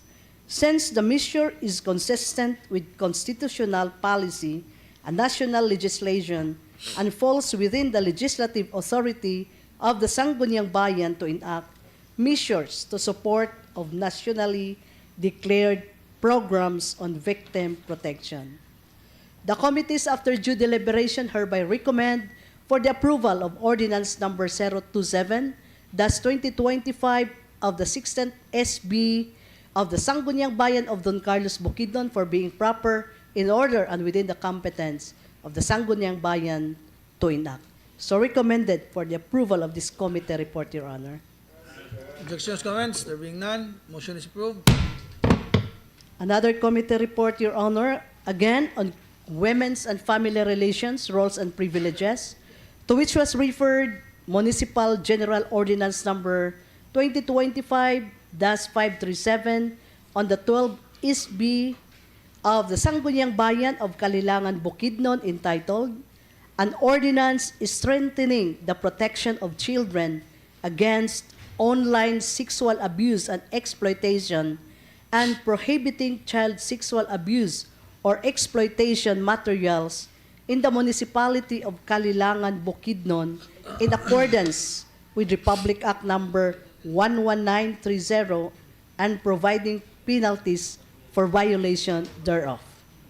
For the findings, the committees find the enactment of this ordinance necessary to reinforce protective mechanism for children, ensure coordinated action among local offices and stakeholders, and localize national policies responsive to emerging digital threats affecting minors.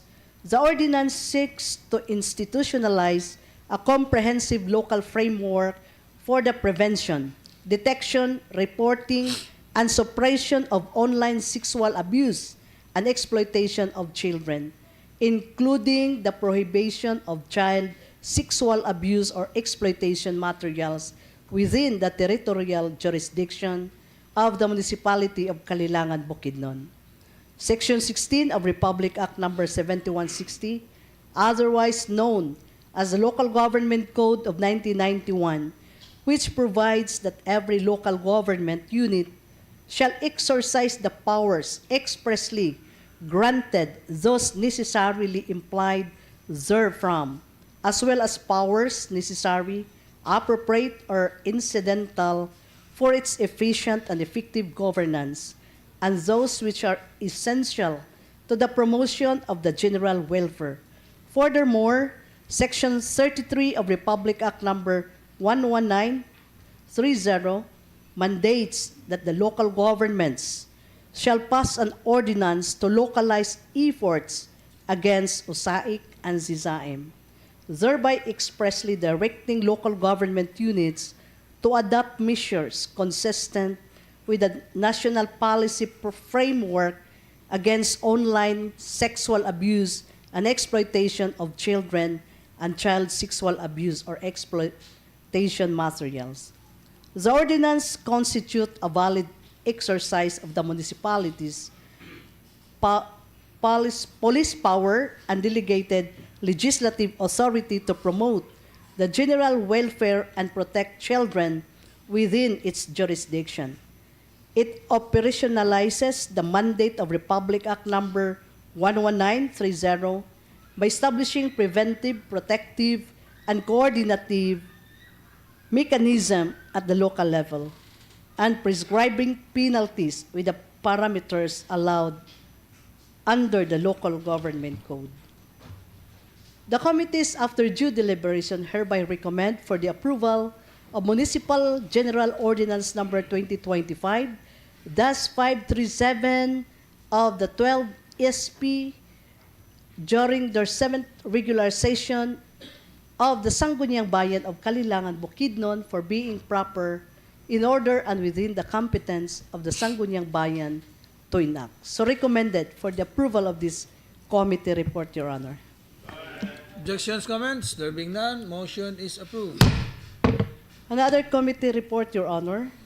Again, from the Committee on Women and Family Relations and on Rules and Privileges, to which was referred Municipal General Ordinance Number 2025-538 of the Sangguniang Bayan of Kalilangan, Bukidnon, entitled An Ordinance Recognizing and Protecting the Rights of Foundlings in the Municipality of Kalilangan, in line with Republic Act Number 11767, otherwise known as the Foundling Recognition and Protection Act, and establishing support services for their welfare.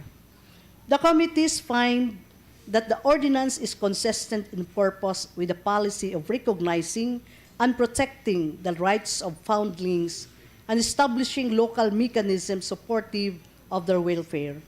The ordinance reflects the legitimate exercise of the power of the municipality in furtherance of social protection and child welfare. However, upon review, the committees found a material concern in the penalty clause, which adopts the sanctions provided under national legislation.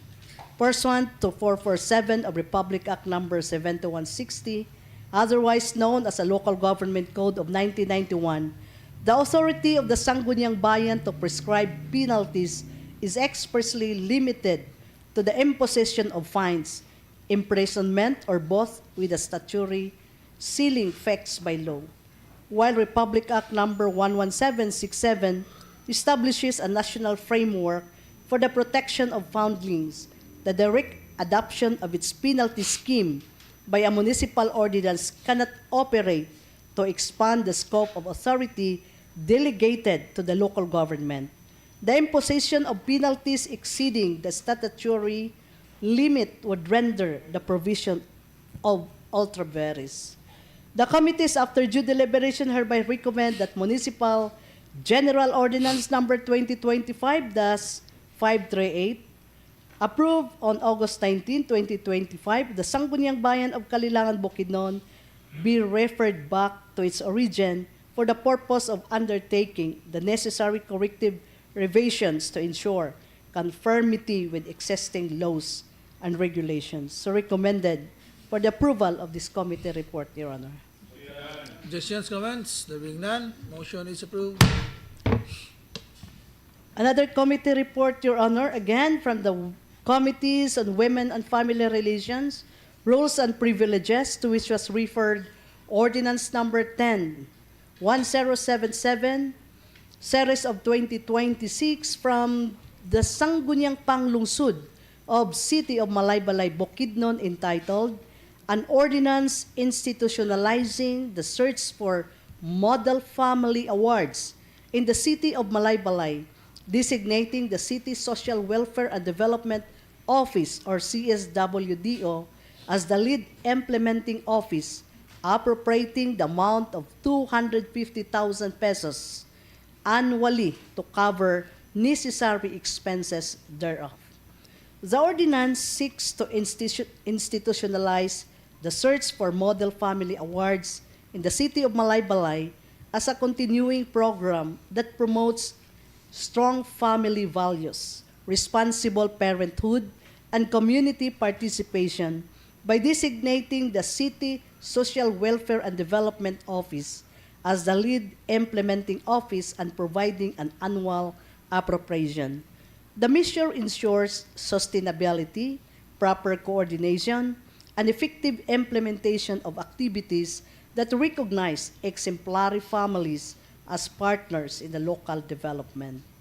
Pursuant to Article 11, Section 12 of the 1987 Philippine Constitution, which provides that the state recognizes the sanctity of a family life and shall protect and strengthen the family as a basic, autonomous social institution. Section 16 of Republic Act number 7160, otherwise known as the Local Government Code of 1991, states that every local government and unit shall exercise the powers expressly granted, those necessarily implied therefrom, as well as powers necessary, appropriate, or incidental for its efficient and effective governance, and those which are essential to the promotion of the general welfare. Republic Act number 6972, otherwise known as the Barangay Level Total Development and Protection of Children Act, declares as a policy of the state the development and protection of children and the strengthening of the family as a basic unit society. The institutionalization of the search for model family awards constitute a legitimate exercise of the city's police power under the General Welfare Clause, as it advances the constitutional policies of protecting and strengthening the family and promotes child and youth development at the community level. The designation of CSWDO as lead office is consistent with its mandated functions relative to the social welfare services, while the annual appropriation ensures program continuity in accordance with the authority of the Sangguniang Panlalawigan enact ordinances for the promotion of the general welfare. The committee, after due deliberation, hereby recommend for the approval of Ordinance number 77, series of 2026, from the City of Malaybalay, Bukidnon, for being proper in order and within the competence of the Sangguniang Panlalawigan to enact. So recommended for the approval of this committee report, Your Honor. Objections, comments? There being none, motion is approved. The last but not the least, Mr. Chairman, again from the Committee on Women and Family Relation, Rules and Privileges, to which was referred Ordinance Number 1079, Series of 2026 from the Sangguniang Panlalawigan of Malaybalay City, Bukidnon, entitled, An Ordinance Prohibiting Online Sexual Abuse and Exploitation of Children or Mosaic and Child Sexual Abuse or Exploitation Materials or ZISAIM in the City of Malaybalay, instituting programs for its prevention and eradication and providing penalties thereof, thereafter establishing a supportive environment for child victims and providing funds thereof.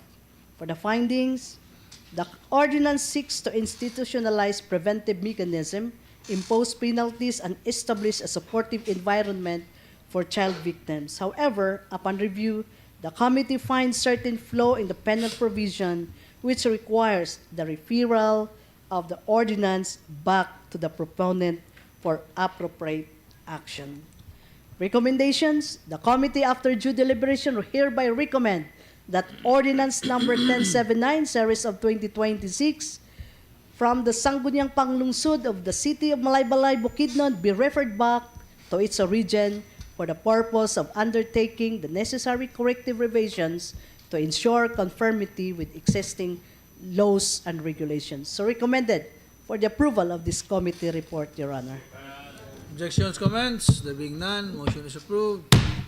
Thank you, Mr. Thank you, Chairman. Honorable Kasinabe. Majority floor. Yes, Honorable Presiding Officer, we will now proceed to the new business for the day. For item number 31, may we now recognize a gentleman from the 2nd Legislative District, the Honorable Board Member Marlon Brando Dinlayan. Honorable Marlon Brando Dinlayan is recognized. Go ahead, sir. Thank you once again, our Mr. Majority Floor Leader and Mr. Presiding Officer. A resolution congratulating Miss Marian Queen O. Estrosos for cleansing third place in the drawing painting category of the 10th International Art and Design Competition 2026 held at Accademia Riasi, Florence, Italy, sponsored by this representation. Whereas the International Art and Design Competition is a prestigious global event held in Florence, Italy, the birthplace of the Renaissance, aimed at revitalizing and internationalizing Italian art, design, and crafts industries by discovering new artists, fostering their talents, and promoting study abroad opportunities. Whereas Ms. Marian Queen Onas Estrosos, 19 years old, currently residing at Laguitas, Malaybalay City, daughter of Isadora O. Estrosos and Marcelo Estrosos, and a Bachelor of Secondary Education, major in Social Studies student of Bukidnon State University, has been actively joining art competitions since high school, beginning with her championship win in the 2019 Boy Scouts of the Philippines poster making contest representing Bukidnon National High School, whereas she successfully submitted her entry to the 10th International Art and Design Competition 2026 themed Create Your Artwork with Characteristics of Italian Renaissance, and was among more than 100 participants worldwide, securing third place in the drawing painting category with her artwork, Renaissance Reflection, a contemporary self-portrait inspired by the Mona Lisa.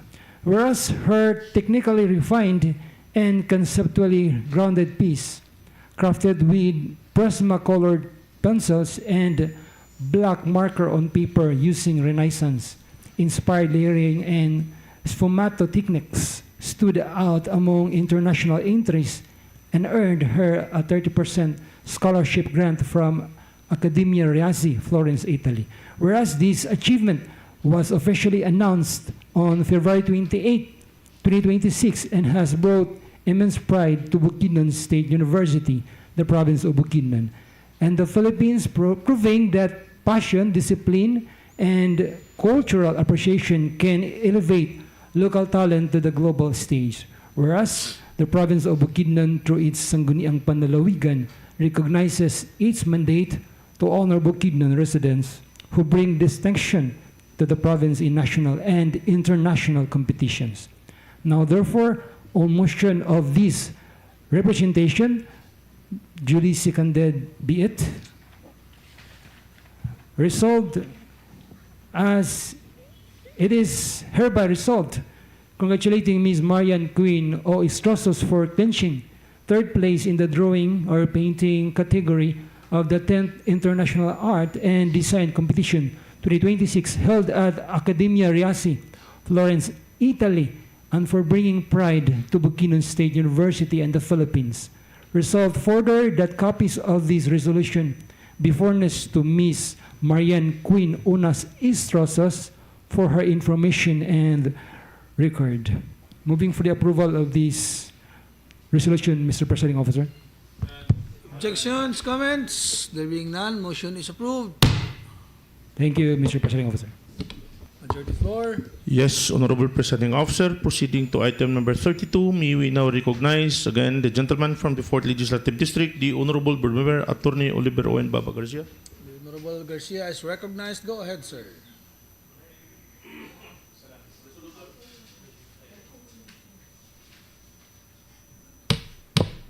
Mr. Chair, item number 32 is a proposed resolution number 142-2026, series of 2026, entitled A Resolution Approving the Joint Provincial Peace and Order Council and Provincial Anti-Drug Abuse Council Resolution number 17, series of 2025, entitled A Resolution Approving the Calendar Year 2026 Allocation and Subsequent Utilization of Confidential Fund in the amount of 60 million pesos.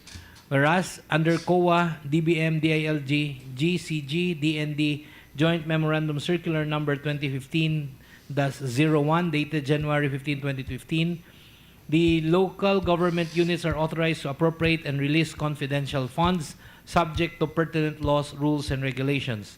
Whereas the Joint Provincial Peace and Order Council and Provincial Anti-Drug Abuse Council, in a duly convened meeting on November 19, 2025, adopted Resolution Number 17, Series of 2025, entitled A Resolution Approving the Calendar Year 2026 Allocation and Subsequent Utilization of Confidential Fund in the amount of 60 million pesos. Whereas the proposed allocation of confidential fund for calendar year 2026 is intended to support intelligence and security-related activities, surveillance, monitoring, and other lawful interventions necessary to effectively address criminality, insurgency, illegal drugs, and other threats to public order and safety. Now, therefore, on motion of yours truly, duly seconded by everyone present, be it resolved as it is hereby resolved, approving the Joint Provincial Peace and Order Council and Provincial Anti-Drug Abuse Council Resolution Number 17, Series of 2025, entitled A Resolution Approving Calendar Year 2026 Allocation and Subsequent Utilization of Confidential Fund in the amount of 60 million pesos. So moving for the approval of said resolution, Mr. Chair. We approved this already in the budget. That's why I am quite surprised why there is a need for a resolution. Yeah, but the DILG, they already furnished us a copy of our approval with this resolution, and then ultimately we were informed in the what do you call this one, in the transmittal, they did not request for any resolution. Okay? It was just copy furnished to the Sangguniang Panlalawigan after we approved the budget, and during one of the meetings, I think Pipok and Padak, yeah. The DILG provincial director said there is a need for a resolution. That's quite strange because the moment the budget is approved, that is already approved, and it's only a resolution from the Pipok Padak that is needed for it to be implemented. That's why we just followed to comply with the requirements of the DILG. Anyway, there's no harm doing it, Yeah. so okay. So you say, for me, it's a surplusage because we already approved this as early as last year. Exactly. So just to comply, Mr. Chair, and no argument with them, we just passed this today. Okay. I believe there is no objection. Any comments? If there are none, motion is approved. Thank you, Honorable Presiding Officer. We will now proceed to item number 33. May we now recognize our PCL President, the Honorable Board Member Armando Evangelista Jr. Honorable Presiding Officer. The Honorable Evangelista is recognized. Go ahead, sir. Thank you, Honorable Presiding Officer, and thank you, Honorable Majority Floor Leader. Item 33, under business for the day, second reading. A resolution congratulating and commending Police Chief Master Sergeant Delilah Panes Bantilan for being awarded as Most Outstanding and Empowered Women in Uniform 2026 during the 10th Most Outstanding Men and Women of the Philippines 2026 held on February 27, 2026 at the Music Museum in Green Hills, San Juan City. Whereas Police Chief Master Sergeant Delilah Panes Bantilan is presently assigned at Valencia City Police Station as Team Leader Patroller. Whereas Police Chief Master Sergeant Delilah P. Bantilan has consistently demonstrated exceptional dedication, professionalism, integrity, and commitment in the performance of her duties in public service. Whereas her unwavering commitment to uphold peace and order, empowering women in uniform, and serving the community with excellence has earned her admiration and respect from her peers and constituents. Whereas the exceptional event aims to honor and celebrate the remarkable individuals who have made significant contributions to society through their exemplary achievement, unwavering dedication, and inspiring leadership. Whereas, in recognition of her exemplary service and outstanding contributions, she was awarded as Most Outstanding and Empowered Women in Uniform 2026 during the 10th Most Outstanding Men and Women in the Philippines 2026 held on February 27, 2026 at the Music Museum in Green Hills, San Juan City. Whereas this prestigious recognition brings honor and pride not only to her family but also to the entire police organization and the community she faithfully serves.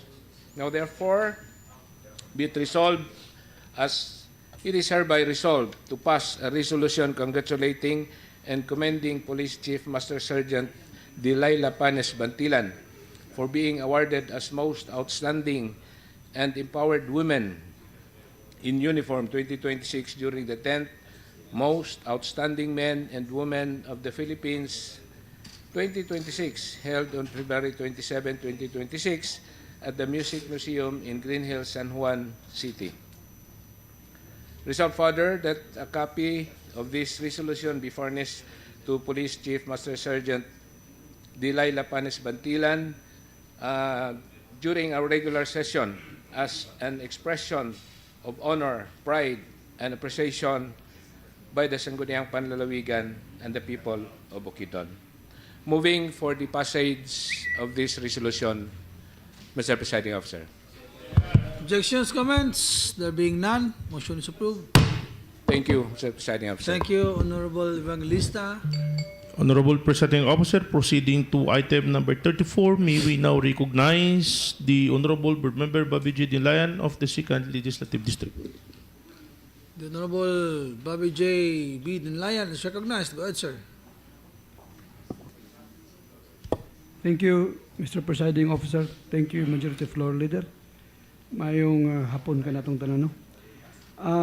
I have here a resolution number 144-2026-28 SP Series of 2026, a resolution earnestly requesting the Provincial Governor, Relio Neil P. Roque, to adopt the Binukid language in all directional and informative signage and written markings as applicable in the offices of the Provincial Government of Bukidnon, by including the corresponding translations in written Binukid language and placing them beside or near the original English signage or markings authored by this representation. Whereas the 1987 Philippine Constitution made it a policy of the state to recognize and promote the rights of indigenous cultural communities to preserve and develop their cultures, traditions, and institutions to consider these rights in the formulation of national plans and policies, and ultimately to promote social justice in all phases of national government development. Whereas Republic Act number 8371, or the Indigenous Peoples' Rights Acts of 1997, emphasizes the need for the state to ensure that social services, among others, are accessible to indigenous peoples with due regard for their own native language. Whereas the provincial government of Bukidnon upholds and recognizes cultural and social practices and traditions, including the promotion of indigenous languages insofar as it instills into the people's mind the purest principles of morality. Whereas the province of Bukidnon is home to 7 indigenous tribes, which primarily use Binukid as their mother tongue, although with some variations. It has been adopted for several written and oral communications in the province with the Bukidnon Hymn, Bukidnon Kanak Habanwa or Bukidnon My Home, and Kaamulan Festival from the Binukid Amul, which means to gather, as the most significant embodiments of promoting the indigenous language.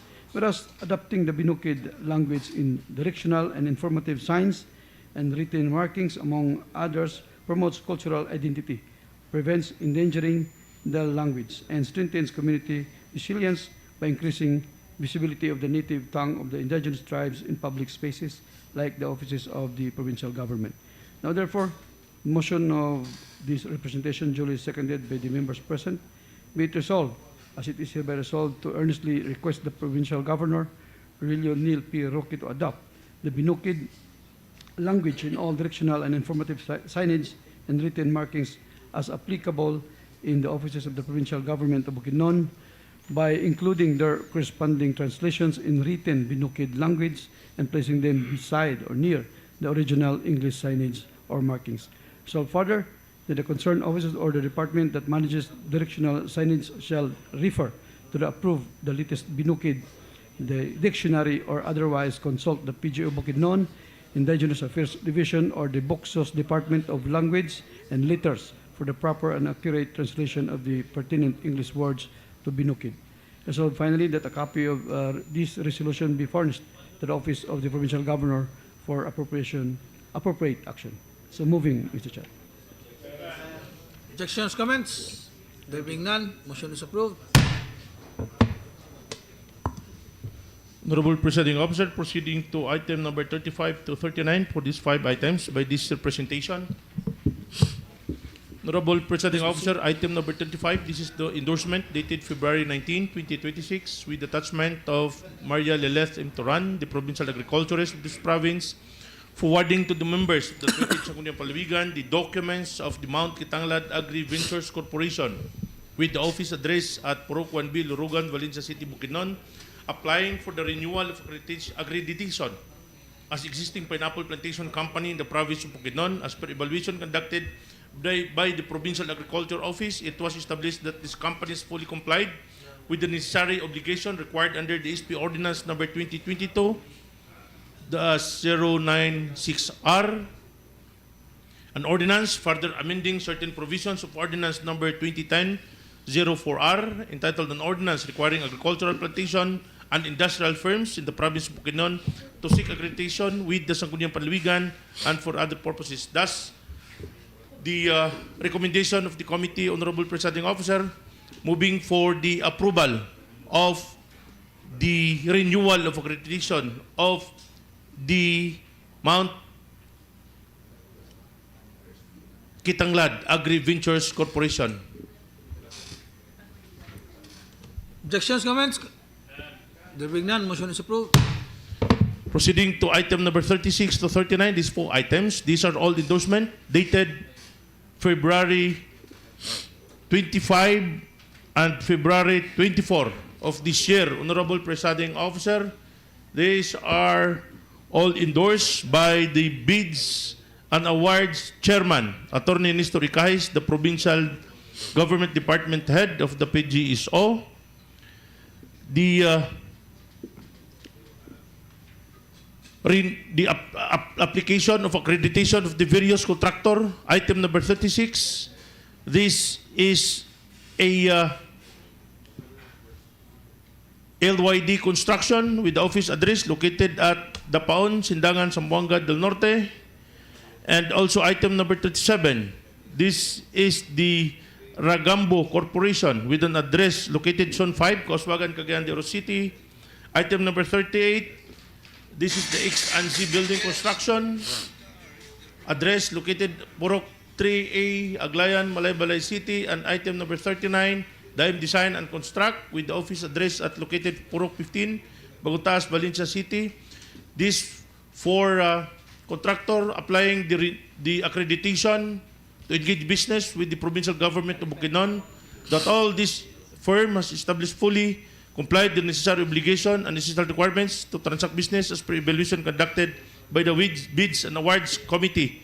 Thus, the recommendation from the BAC chairman is for the accreditation of and renewal to engage business in the provincial government, thus moving for the omnibus motion approving the accreditation of these four contractor to engage business in the provincial government of Bukidnon. So moving for the approval. For the accreditation. Objections, comments? There being none, motion is approved. Thank you, Honorable Presiding Officer. Proceeding to item number 45. 40. Item number 40 to 44. May we now recognize again the gentleman from the 2nd Legislative District, the Honorable Board Member, Attorney Holly Simonsanto. The Honorable Monsanto, go ahead, sir. Thank you, Majority Floor Leader. Thank you, Presiding Officer. These are communications received by the Committee on Appropriations. One is a letter dated February 23, 2026 with attachment coming from the Provincial Budget Officer, Provincial Budget Office, Province of Bukidnon, which transmitted to this August body for appropriate action. Supplemental Budget number 3, General Fund, Calendar Year 2025 of the Municipality of Quezon, Bukidnon, in the amount of 43,334,285 pesos and 14 centavos. Attached to the said communications are budget documents and technical review analysis for reference and perusal. The committee, after going over the same, finds the same to be proper and order, and therefore approve the supplemental budget number 3, calendar year 2025 of the Municipality of Quezon, Bukidnon, subject to the existing budgeting, accounting, and auditing rules and regulations. Moving for the approval of the same, Mr. Presiding Officer. Objections, comments? There being none, motion is approved. Next is a letter dated February 26, 2026 with attachment, also coming from the Provincial Budget Officer, Provincial Budget Office, Province of Bukidnon, which transmitted to this August body for appropriate action the annual budget, General Fund, Calendar Year 2026 of the Municipality of Kadingilan, Bukidnon, in the amount of 255,719,720 pesos. Attached to the said communications are budget documents and technical review analysis for reference and perusal. The committee, after going over the same, finds also that the annual budget, General Fund, Calendar Year 2026 of the Municipality of Kadingilan, Bukidnon is proper and in order. Thus, moving for the approval of the said annual budget, annual budget, General Fund for Calendar Year 2026 of the Municipality of Kadingilan, Bukidnon, subject to the existing auditing, and accounting rules and regulations. Moving for the approval of the same, Mr. Presiding Officer. Objections, comments? There being none, motion is approved. Next is a letter dated February 26, 2026 also, with attachment coming from the Provincial Budget Officer, Provincial Budget Office, Province of Bukidnon, which transmitted to this August body for appropriate action. Supplemental Budget number 3, General Fund, Calendar Year 2025 of the Municipality of Malitbug, Bukidnon, in the amount of 4,726,209 pesos and 8 centavos. Attached are budget documents and technical review analysis for reference and perusal. The committee, after going over the same, finds the said supplemental budget number 3, General Fund, Calendar Year 2025 of the Municipality of Malitbug, Bukidnon to be proper and in order, and recommend for its approval subject to the existing budgeting, accounting, and auditing rules and regulations. Moving for the approval of the same, Mr. Presiding Officer. Objections, comments? There being none, motion is approved. Next is also a letter dated February 26, 2026, with attachment coming from the Provincial Budget Officer, Provincial Budget Office, Province of Bukidnon, which transmitted to this August body for appropriate action the supplemental budget number 3, General Fund, calendar year 2025 of the Municipality of Pangantucan, Bukidnon, in the amount of 2,004,000. Attached are budget documents and technical review analysis, also for reference and perusal. The committee, after going over the same, finds the supplemental budget number 3, General Fund, calendar year 2025 of the Municipality of Pangantucan, and hereby recommend for its approval, subject to the existing budgeting, accounting, and auditing rules and regulations. Moving for the approval of the same, Mr. Presiding Officer. Objections, comments? There being none, motion is approved. Last is a letter dated March 4, 2026 with attachment, also coming from the Provincial Budget Officer, Provincial Budget Office, Province of Bukidnon, which transmitted to this August body for appropriate action, supplemental budget number 3, General Fund, calendar year 2025 of the Municipality of San Fernando, Bukidnon, in the amount of 11,224 pesos and 39 centavos.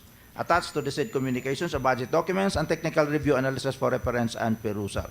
The committee, after going over the same, find the supplemental budget number 3, calendar year 2025 of the Municipality of San Fernando, Bukidnon, to be proper and in order, and hereby recommend for its approval, subject to the existing budgeting, accounting, and auditing rules and regulations. Moving for the approval of the same, Mr. Presiding Officer. Comments? Objections? None, motion approved. Thank you, Mr. Presiding Officer. Thank you, Honorable Monsanto. Majority floor. Yes, Honorable Presiding Officer, we will now proceed to item number 45 to 81. May we now again recognize a gentleman from the 4th Legislative District, the Honorable Board Member, Attorney Oliver Owen Baba Garcia. Yeah, thank you, Majority Floor Leader, Mr. Chair.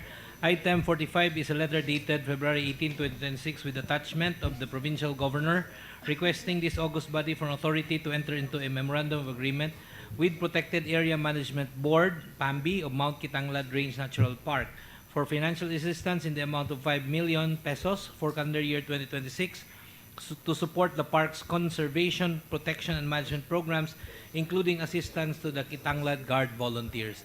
This is an annual activity, Mr. Chair, and I move to pass a resolution granting authority to the Governor to enter into a memorandum of agreement with the Protected Area Management Board of Mount Kitanglad Range Natural Park for financial assistance in the amount of 5 million pesos. So moving, Mr. Chair. Objections, comments? There being none, motion is approved. Item 40. Yeah, naulay ang kalatungan.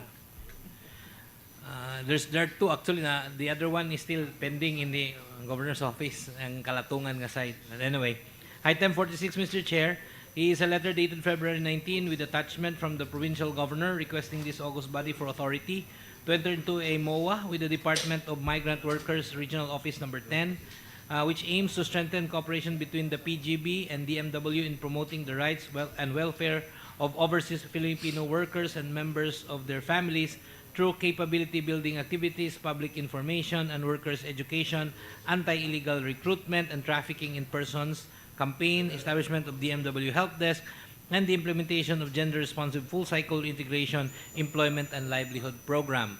As to how much this cost, there is nothing in the MOA. So I would like to refer this matter to the Committee on Laws and maybe the Committee on Labor and Employment. So moving, Mr. Chair. Objections, comments? There being none, motion is approved. Item 47 is a letter dated February 19, 2026 with attachment from the provincial governor requesting this August body for authority to enter into a MOA with Central Mindanao University for the student internship program, with information that PGB shall accommodate qualified students enrolled in the Bachelor of Science in Agricultural and Biosystems Engineering program of CMU for their on-the-job training internship for 240 hours requirement. The proposed MOA shall be valid for a period of 1 year to accommodate students from the said school. Mr. Chair, I move to approve the request of the Governor and pass a resolution authorizing the Governor to sign the memorandum agreement with the Central Mindanao University. So moving, Mr. Chair. Objections, comments? There being none, motion is approved. Item number 48 is a letter also dated February 19, 2026 with attachment from the Governor requesting this august body for authority to enter into a MOA with Northern Mindanao Medical Center. This is with regards to the request of Bukidnon Provincial Hospital Talakag or BPH Talakag to engage the ambulance service of NMMC with the information that the duration of the said MOA from January 17, 2026 to January 17, 2027. I move to approve the request of the Governor and pass a resolution authorizing the Governor to sign the MOA with Northern Mindanao Medical Center. So moving, Mr. Chair. Objections, comments? There being none, motion is approved. Item 49 is also a letter dated February 19 with attachment from the Governor requesting this august body for authority to enter into a memorandum of agreement with the municipality of Impasugong.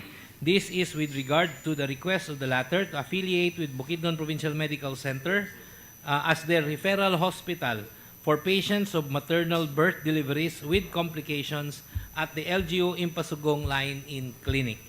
Mr. Chair, move to approve the request of the Governor and pass a resolution authorizing the Governor to enter into a memorandum of agreement with the municipality of Impasugong for such purpose. So moving, Mr. Chair. Properly seconded, motion is approved.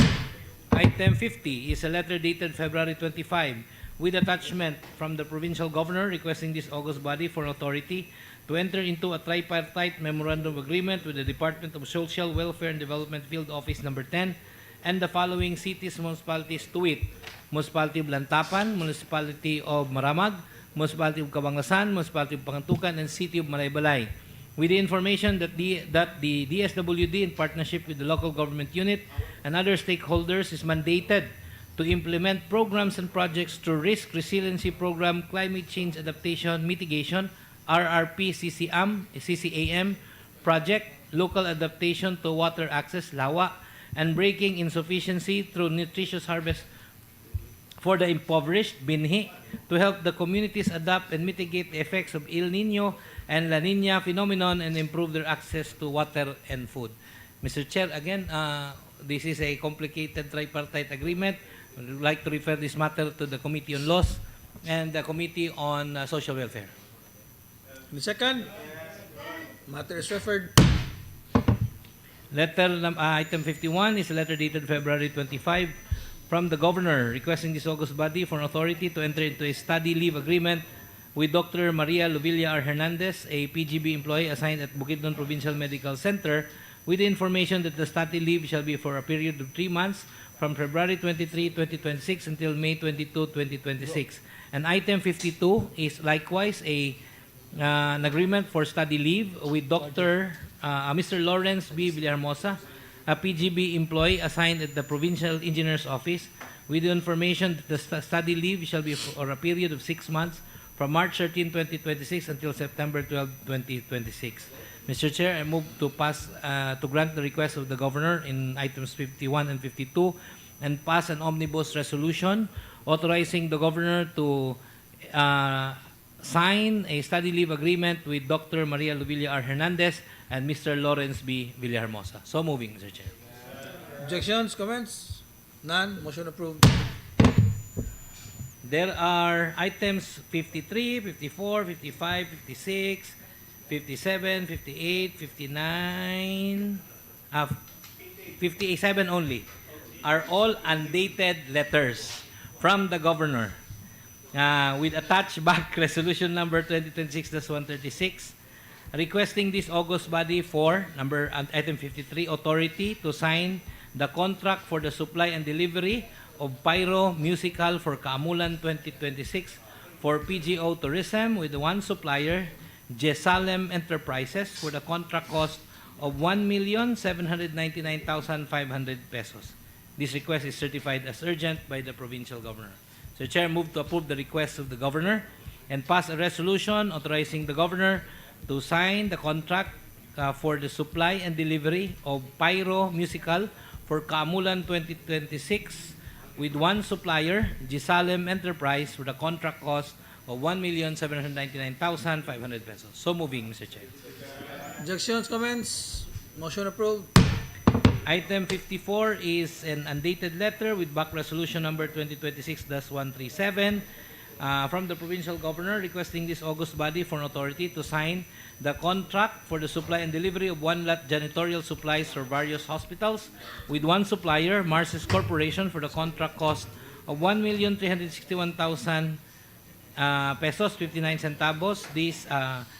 This request is certified urgent by the provincial governor. Mr. Chair, I move to approve the request of the governor and pass a resolution authorizing the governor to sign the contract for the supply and delivery of one lot janitorial supplies for various hospitals with one supplier, Marces Corporation, for the contract cost of 1,361,059 pesos. So moving for the approval said resolution, Mr. Chair. Objections, comments? If there are none, motion is approved. Item 55 is a letter undated with back resolution number 2026-138 of the provincial governor requesting this august body for an authority to sign the contract for the supply and delivery of one lot janitorial supplies for various offices with one supplier, Marces Corporation, for the contract cost of 1,152,300 pesos. This again is certified as urgent by the provincial governor. Mr. Chair, I move to approve the request of the governor and pass a resolution authorizing the governor, Rogelio Nil P. Roque, to sign the contract for supply and delivery of one lot janitorial supplies for various offices with one supplier, Marces Corporation, for the contract cost of 1,152,300 pesos. So moving for the approval of the said resolution. Objections, comments? There being none, motion is approved. Item 56 is a dated letter with attached back resolution number 2026-139 of the provincial governor requesting this august body for authority to sign the contract for the supply and delivery of one lot office supplies for various hospitals with one supplier, Marces Corporation, for the contract cost of 1,159,290 pesos. This is also certified as urgent by the provincial governor. Mr. Chair, I move to approve the request of the governor and pass a resolution authorizing the provincial governor to sign the contract for the supply and delivery of one lot office supplies for various hospitals with one supplier, Marces Corporation, for the contract cost of 1,159,290 pesos. So moving for the approval of said resolution, Mr. Chair. Objections, comments? Motion approved. Item 57 is also undated letter with back resolution number 2026-140 of the provincial governor requesting this august body for an authority to sign the contract for the supply and delivery of one lot office supplies for various offices with one supplier, Marces Corporation, for the contract cost of 762,597 pesos and 10 centavos. This request is certified as urgent.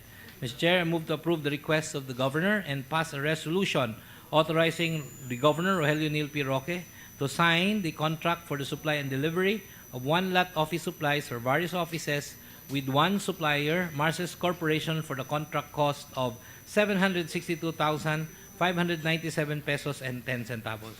So moving for the approval of the said resolution, Mr. Chair. Objections, comments? There being none, motion is approved. Item number 58 is a letter dated February 16, 2026 with attached back resolution number 2026-142 of the provincial governor requesting this august body for an authority to sign the contract for the supply and delivery of one lot consumable inks for various offices with one supplier, Execom Computer Sales and Services, for the contract cost of 1,075,030 pesos. This request is urgent as certified by the governor.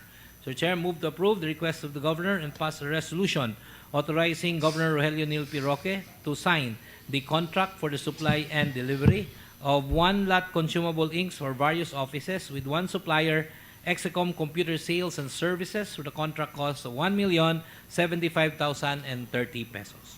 So moving, Mr. Chair. Objections, comments? There being none, motion is approved.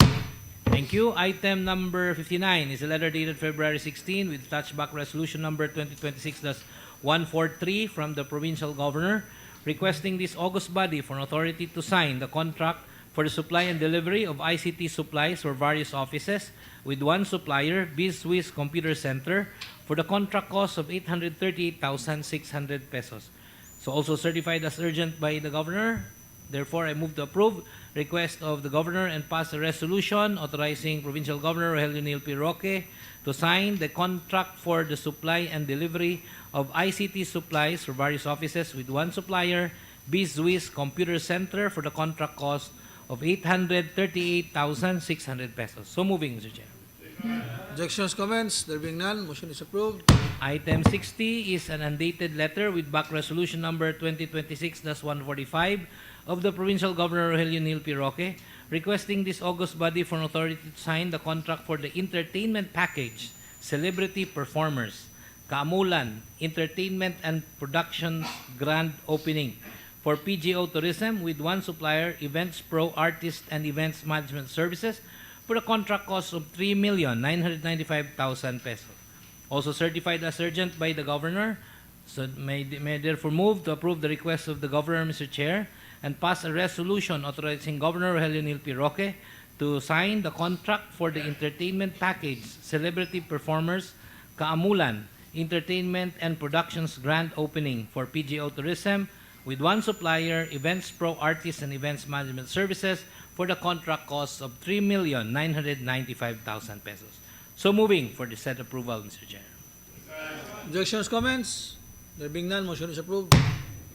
Item 61 is an undated letter with attached back resolution number 2026-146 of the Provincial Governor, Rogelio Neal P. Roque, requesting this August body for an authority to sign the contract for the entertainment package, open parenthesis, Celebrity Band Performers for Final Night, close parenthesis, for PGO Tourism with one supplier, Events Pro Artists and Events Management Services, for the contract cost of 5,798,000 pesos. Also certified as urgent by the Governor, may I move to approve the request of the said Governor and pass a resolution authorizing Governor Rogelio Neal P. Roque to sign the contract for the entertainment package, Celebrity Band Performers for Final Night, for PGO Tourism with one supplier, Events Pro Artist and Events Management Services, for the contract cost of 5,798,000 pesos. So moving for the approval of said resolution. Query, Mr. Chair. Yes, query from Attorney Monsanto. The 60 and 61 are both activities related to the Kaamulan. The 60 is for the opening and the 61 is for the final. Closing. Yes, closing. Can we not, my query is, why is it that it was not put in one package? Because the supplier is the same also, person. Events Pro. Are you saying splitting the contract? What could be what could be the reason for this one? Honestly, I do not know, Mr. Chair. This is just a query, Mr. Chair.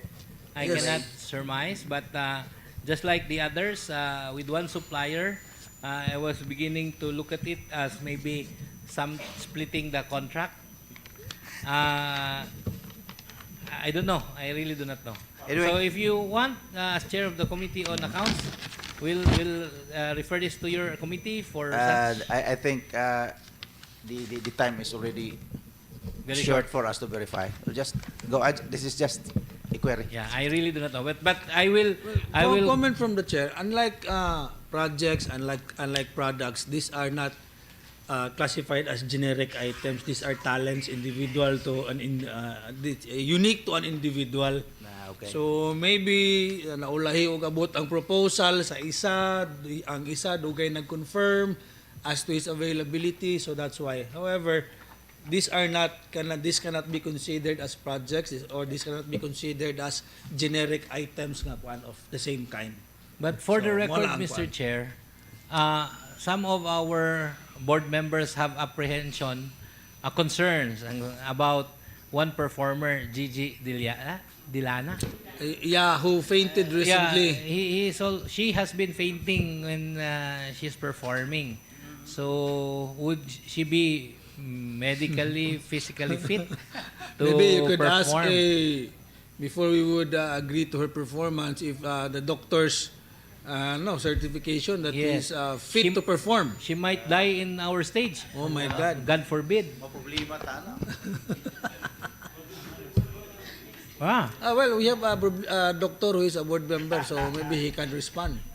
Anyway, we'll just approve with a colatilia that we will need a clearance, medical clearance, for Miss Dilana. Gigi Delana. Yes. Okay, so we'll just include that in the approval. Approval. Aha ba siya? Closing or opening? Opening. So for that artist, because it was already announced that she is one of the artists that will perform on that night, that we put in the resolution approving one colatilia, whereas Miss Gigi Delana is requested to submit a medical certificate certifying that she is fit to perform. Yes. No, kindly include that in I the think that's resolution. a very sound suggestion. Yeah. So with that, Mr. Chair, I again move for the approval of item 60 and 61. Objections, comments? There being none, motion is approved. Item 62 is a letter dated February 23, 2026 with attached back resolution number 2026-148 from the Governor requesting this august body for an authority to sign the contract for the supply and delivery of one lot dietary supplies for BPH Maramag with one supplier, Keisha Trading, for the contract cost of 6,994,620 pesos. Again, certified as urgent by the Governor. And I notice this is a recurring quarterly expense. So with that, Mr. Chair, I move for the approval of the said request and pass a resolution authorizing Governor Rogelio Nil P. Roque to sign the contract for the supply and delivery of one lot dietary supplies for BPH Maramag with one supplier, Keisha Trading, for the contract cost of 6,994,620 pesos. So moving for its approval, Mr. Chair. Objections, comments? There being none, motion is approved. Item number 63 is a letter dated February 23, 2026 with attached back resolution number 2026-149 from the Provincial Governor requesting this august body for authority to sign the contract for the supply, delivery, and installation of one lot solar street lights for the 1st District of Bukidnon for SP Albarese with one supplier, Micro Flash Enterprises, for the contract cost of 900,000 pesos. This request is certified urgent by the Provincial Governor. Mr. Chair, move to approve the said request and pass a resolution authorizing Governor Rogelio Nil Roque to sign the contract for the supply, delivery, and installation of one lot solar street lights for 1st District of Bukidnon, SP Albarese, with one supplier, Micro Flash Enterprises, for the contract cost of 900,000 pesos. So moving, Mr. Chair. Objections, comments? There being none, motion is approved. Item number 64 is a letter dated February 23, 2026 with attached back resolution number 2026-150 from the Provincial Governor requesting this august body for an authority to sign the contract for the supply and delivery of one lot collapsible tent for PGSO Beautification, PVET, and 3rd District of Bukidnon. For PGSO Beautification, PVET, and SP Palmada, with one supplier, Fruitful Enterprises, for the contract cost of 380,900 pesos. This, again, is certified as urgent by the Provincial Governor. With that, Mr. Chair, move to approve the request of the Governor and pass a resolution authorizing Governor Rogelio Nil P. Roque to sign the contract for the supply and delivery of one lot collapsible tent for PGSO Beautification, PVET, and 3rd District of Bukidnon for PGSO Beautification, PVET, and SP Palmada with one supplier, Fruitful Enterprises, for the contract cost of 380,000 pesos, 380,900 pesos. So moving, Mr. Chair. Sorry, let me ask. Beautification of Board Member Palmada? Dili, Mr. Chair. There are three parties. One is for the PGSO Beautification. Okay. And one is Provincial Vet. And the third is for SP Palmada. Ah, okay. I thought beautification. So it's Objections, not the comments? beautification of... Unanimously approved. Item 65 is a letter dated February 23, 2026 with attached back resolution number 26-151 of the Governor requesting this august body for an authority to sign the contract for the supply and delivery of one lot provision of solar panel for Kinura water system for PEO with one supplier, Micro Flash Enterprises, for the contract cost of 556,586 pesos and 27 centavos. This request is again certified as urgent. With that, Mr. Chair, I move to approve the request of the Governor and pass a resolution authorizing Governor Rogelio Neal P. Roque to sign the contract for the supply and delivery of one lot provision of solar panel for Kinura water system for the Provincial Engineer's Office with one supplier, Microflash Enterprises, for the contract cost of 556,586 pesos and 27 centavos. So moving, Mr. Chair. Objections, comments? There being none, motion is approved. Item 66 is a letter dated February 23 with attached back resolution number 2026-152 of the Governor requesting this august body for an authority to sign the contract for the supply and delivery of one lot construction materials for the installation of Barangay Maloko water system metering for PEO with one supplier, AMR Trading, for the contract cost of 2,099,907 pesos. This request is certified as urgent by the Provincial Governor, so that may I move to approve the said request and pass a resolution authorizing Governor Rogelio Neal Roque to sign the contract for the supply and delivery of one lot construction materials for the installation of Barangay Maloko water system metering for the Provincial Engineer's Office with one supplier, AMR Trading, for the contract cost of 2,099,907 pesos. So moving for the approval of said resolution, Mr. Chair. Objections, comments? None, motion is approved. Item number 67 is a letter dated February 23 with attached back resolution number 2026-153 from the Provincial Governor requesting this august body for an authority to sign the contract for the supply and delivery of one lot construction materials for the rehabilitation of water system at Barangay Lourdes, Valencia City, Bukidnon, for the Provincial Engineer's Office with one supplier, AMR Trading, for the contract cost of 2,075,281 pesos and 75 centavos. Also certified as urgent by the Provincial Governor. Mr. Chair, move to approve the said request and pass a resolution authorizing Governor Rogelio Neal P. Roque to sign the contract for the supply and delivery of one lot construction materials for the rehabilitation of water system at Barangay Lourdes, Valencia City, Bukidnon, for the Provincial Engineer's Office with one supplier, AMR Trading, for the contract cost of 2,075,281 pesos and 75 centavos. So moving for the approval of said resolution, Mr. Chair. Objections, comments? There being none, motion is approved. Item 68 is a letter dated February 23 with attached back resolution number 2026-154 of the Provincial Governor requesting this august body for authority to sign for the supply and delivery of one lot construction materials for the construction of water system, water drilling at Barangay Kabadyangan, Kadingilan, Bukidnon for the PEO with one supplier, 3K Construction and Farm Supply, for the contract cost of 2,406,677 pesos and 25 centavos. Certified as urgent. May I move now for the approval of the said request and pass a resolution authorizing Governor Rogelio Neal Roque to sign the contract for the supply and delivery of one lot construction materials for the construction of water system, water drilling at Barangay Kabadyangan, Kadingilan, Bukidnon for the Provincial Engineer's Office with one supplier, 3K Construction and Farm Supply, for the contract cost of 2,406,677 pesos and 25 centavos. So moving for the approval of the said resolution, Mr. Chair. Objections, comments? There being none, motion is approved.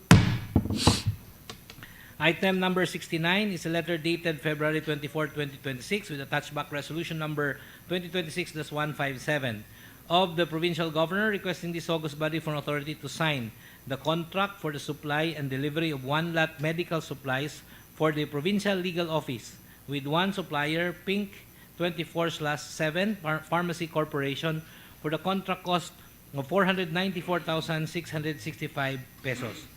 Also certified as urgent by the Provincial Governor. With that, I move to approve the request, Mr. Chair, and pass a resolution authorizing Governor Rogelio Neal P. Roque to sign the contract for the supply and delivery of one lot medical supplies for the Provincial Legal Office with one supplier, Pink 24/7 Pharmacy Corporation, for the contract cost of 494,665 pesos. So moving for the approval of the said resolution, Mr. Chair.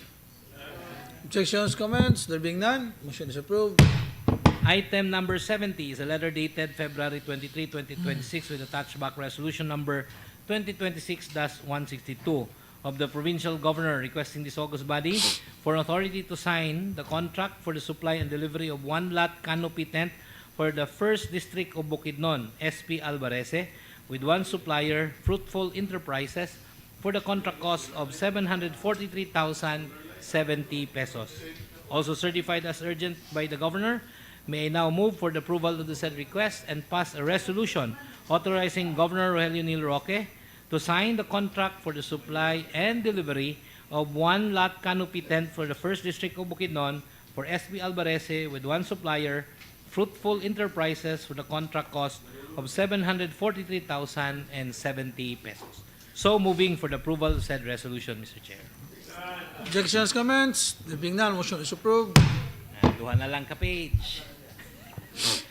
Item 71 is a letter dated February 23 with attached back resolution number 2026-163 of the Provincial Governor requesting this august body for authority to sign the contract for the supply and delivery of one lot furniture supplies for various offices and hospitals with one supplier, DP Enterprises, for the contract cost of 656,330 pesos. Certified as urgent, Mr. Chair, move to approve the request of the Governor and pass a resolution authorizing Governor Rogelio Nil Roque to sign the contract for the supply and delivery of one lot furniture supplies for various offices and hospitals with one supplier, DP Enterprises, with for the contract cost of 656,330 pesos. So moving for the approval of said resolution, Mr. Chair. Objections, comments? Motion approved. Item 72 is also a letter dated February 23, 2026 with attached back resolution number 2026-164 from the Governor requesting this august body for an authority to sign the contract for the supply and delivery of one lot agricultural supplies for Pagro with one supplier, Ramgo International Corporation, for the contract cost of 343,102 pesos. Also certified as urgent, Mr. Chair, may I now move for the approval of the said request and pass a resolution authorizing Governor Rogelio Nil Roque to sign the contract for the supply and delivery of one lot agricultural supplies for Pagro with one supplier, Ramgo International Corporation, for the contract cost of 343,102 pesos. So moving for the approval of the said resolution, Mr. Chair. Objections, comments? There being none, motion is approved. Item number 73 is also a letter dated February 2026 with attached back resolution number 2026-166 from the Governor requesting this august body for an authority to sign the contract for supply and delivery of one lot meals and snacks for PSWDO, PPDO, and PVET with one supplier, Cafe de Carls, for the contract cost of 638,690 pesos. Certified as urgent, may I now move for the approval of said request, Mr. Chair, and pass a resolution authorizing Governor Rogelio Nil Roque to sign the contract for the supply and delivery of one lot meals and snacks for PSWDO, PPDO, and PVET with one supplier, Cafe de Carls, for the contract cost of 638,690 pesos. So moving for the approval of said resolution, Mr. Chair.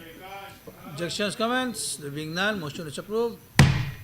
Item 74 is also a letter dated February 23, 2026 with attached back resolution number 2026-167 of the Governor requesting this august body for an authority to sign the contract for the supply and delivery of one lot agricultural supplies and other materials for Pagro with one supplier, DP Enterprises, for the contract cost of 468,070 pesos. Certified as urgent, may I now move for the approval of said request and pass a resolution authorizing the Provincial Governor, Rogelio Nil Roque, to sign the contract for the supply and delivery of one lot agricultural supplies and other materials for Pagro with one supplier, DP Enterprises, for the contract cost of 468,070 pesos. So moving, Mr. Chair. Objections, comments? There being none, motion is approved. Item number 75 is a letter dated February 24 with attached back resolution number 2026-168 from the governor requesting this august body for authority to sign the contract for the supply and delivery of various drugs and medicines for PHO, PVO, and PDRC with one supplier, Aton Pharma, for the contract cost of 2,969,287 pesos and 90 centavos. This is also certified as urgent, so may I move to approve the request of the governor and pass a resolution authorizing Governor Rogelio Neal Roque to sign the contract for the supply and delivery of various drugs and medicines for PHO, PVO, and PDRC with one supplier, Aton Pharma, for the contract cost of 2,969,287 pesos and 90 centavos. So moving for the approval of the said resolution, Mr. Chair. Objections, comments? There being none, motion is approved. Item number 76 is a letter dated February 24, 2026 with attached back resolution number 2026-169 from the governor requesting this august body for an authority to sign the contract for the supply and delivery of animal/zoological supplies for PVET and PGO Bukidnon Provincial Zoo with one supplier, Medland Veterinary Trading, for the contract cost of 2,331,783 pesos. Also certified as urgent, may now move to approve the request of the governor and pass a resolution authorizing Provincial Governor Rogelio Neal Roque to sign the contract for the supply and delivery of animal/zoological supplies for PVET and PGO Bukidnon Provincial Zoo with one supplier, Medland Veterinary Trading, for the contract cost of 2,331,783 pesos. So moving for the approval of said resolution, Mr. Chair. Objections, comments? There being none, motion is approved. Item number 77 is a letter dated March 4, 2026 with attached back resolution number 2026-193 of the provincial governor requesting this august body for authority to sign the contract for the supply and delivery of one lot medical and dental supplies for PHO Oral Health Program with one supplier, Aton Pharma, for the contract cost of 439,191 pesos. Also certified as urgent, may I now move to approve the request of the governor and pass a resolution authorizing Governor Rogelio Neal Roque to sign the contract for the supply and delivery of one lot medical and dental supplies for PHO Oral Health Program with one supplier, Aton Pharma, for the contract cost of 439,191 pesos. So moving for the approval of said resolution, Mr. Chair. Objections, comments? There being none, motion is approved. Item 78 is a letter dated March 3, 2026 with attached back resolution number 2026-194 of the provincial governor requesting this august body for an authority to sign the contract for the supply and delivery of one lot monoblock chairs for the first district of Bukidnon for SP Unahon with one supplier, Caliber Industrial Sales Corporation, for the contract cost of 1,732,661 pesos and 50 centavos. This request is also certified as urgent. With that, may I move to approve the request of the governor and pass a resolution authorizing Governor Rogelio Neal Roque to sign the contract for the supply and delivery of one lot monoblock chairs for First District of Bukidnon, SP Unahon, with one supplier, Caliber Industrial Sales Corporation, for the contract cost of 1,732,661 pesos and 50 centavos. So moving for the approval of said resolution, Mr. Chair. Objections, comments? Motion approved. Abtikas mga taga First District, eh. Okay. Paris na. Item number 79 is a letter dated March 3, 2026 with attached back resolution number 2026-195 of the governor requesting this august body for an authority to sign the contract for the supply and delivery of 1 lakh monoblock chairs for different barangays in the province of Bukidnon for SP Linas with one supplier, Caliber Industrial Sales Corporation, for the contract cost of 2,248,193 pesos. This request is certified as urgent by the governor. So with that, may I move to approve the request of the Governor and pass a resolution authorizing Governor Rogelio Neal P. Roque to sign the contract for the supply and delivery of one-lot monoblock chairs for different barangays in the province of Bukidnon, SP Linas, with one supplier, Caliber Industrial Sales Corporation, for the contract cost of 2,248,193 pesos. So moving for the approval of said resolution, Mr. Chair. Objections, comments? Motion approved.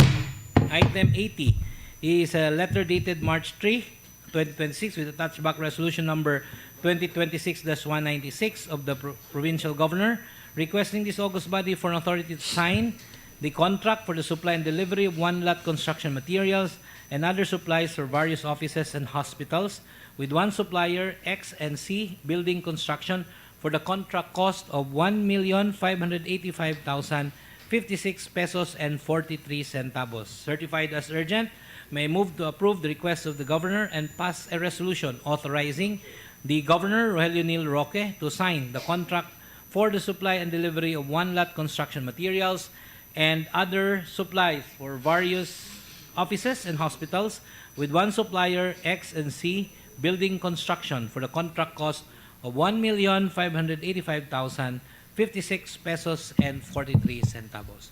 So moving for the approval of said resolution, Mr. Chair. Objections, comments? There being none, motion is approved. Last item, item 81, letter dated March 3, 2026 with attached back resolution number 2026-199 of the Governor requesting this august body for an authority to sign the contract for the supply and delivery of one-lot electrical supplies and other materials for various offices and hospitals with one supplier, Centro Super Sales Incorporated, for the contract cost of 1,271,615 pesos. Also certified as urgent, may I now move to approve the request of the Governor and pass a resolution authorizing the Governor, Rogelio Neal Roque, to sign the contract for the supply and delivery of one-lot electrical supplies and other materials for various offices and hospitals with one supplier, Centro Super Sales Incorporated, for the contract cost of 1,271,613 pesos. So moving for the approval of said resolution, Mr. Chair. Objections, comments? There being none, motion is approved. Yeah, thank you, Honorable Board Member Honorable Garcia. Honorable Presiding Officer, proceeding to item number 82, may we now recognize again the gentleman from the 4th Legislative District, the Honorable Board Member Doc RG Pipito. The Honorable Pito is recognized. Go ahead, sir. Thank you, Mr. Chair. Item number 82 is proposed resolution number 146-2026 of the 28th Sangguniang Panlalawigan, series of 2026, entitled a resolution expressing heartfelt condolences to the bereaved family of Dr. Vincent Traguro and honoring his outstanding achievements and valuable contributions to the province of Bukidnon through the Department of Health. Sponsored by this representation and co-sponsored by all Sangguniang Panlalawigan members. Whereas the province of Bukidnon mourns the passing of Dr. Vincent C. Raguro, MD, MPH, Development Management Officer 5, Department of Health, Provincial Office, Malaybalay City, Bukidnon, a dedicated public servant whose life was marked by unwavering commitment to public health and medical service. Whereas Dr. Raguro faithfully served under the Provincial Department of Health Office and worked closely with local government units in Bukidnon to strengthen healthcare systems and promote accessible medical services, especially to underserved and geographically isolated communities.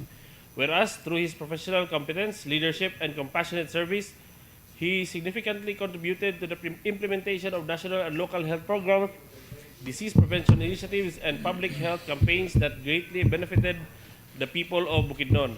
Whereas in 1989 to 2014, Dr. Raguro rendered dedicated service under the regional schistosomiasis and soil-transmitted helminthiasis control and prevention program of the Department of Health, Center for Health Development, Northern Mindanao, contributing significantly to the prevention, control, and reduction of parasitic diseases and promoting improved public health outcomes in the region. Whereas in 2010, recognition was accorded for remarkable efforts in spreading and strengthening the campaign for the elimination of lymphatic filariasis in the province of Bukidnon, thereby supporting national and local health initiatives aimed at eradicating this debilitating disease. Whereas also in 2010, Dr. Raguro was recognized through the Garantisadong Pambata Champs Award for the team's unwavering commitment and outstanding efforts in prioritizing the health and welfare of the children through the Garantisadong Pambata campaign, thereby contributing to improved child survival and enhanced delivery of essential health services for Filipino children. Whereas in 2019, Dr. Raguro demonstrated unselfish effort and steadfast support in the celebration of Philippine Antibiotic Awareness Week, actively promoting public awareness on the responsible use of antibiotics and the importance of combating antimicrobial resistance. Whereas likewise in 2019, recognition and appreciation were extended for Dr. Raguro's invaluable support in advancing the mission and goals of the Provincial Health Office of Bukidnon, contributing to the attainment of the Philippine Health Agenda and strengthening public health services in the province.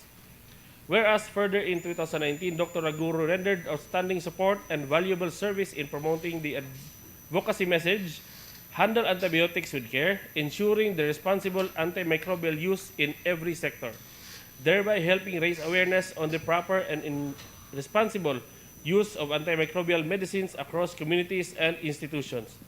Whereas in 2023, Dr. Raguro made an invaluable contribution as a resource speaker during the conduct of the rabies caravan in the municipality of Don Carlos, Bukidnon, helping educate communities on rabies prevention and responsible animal care.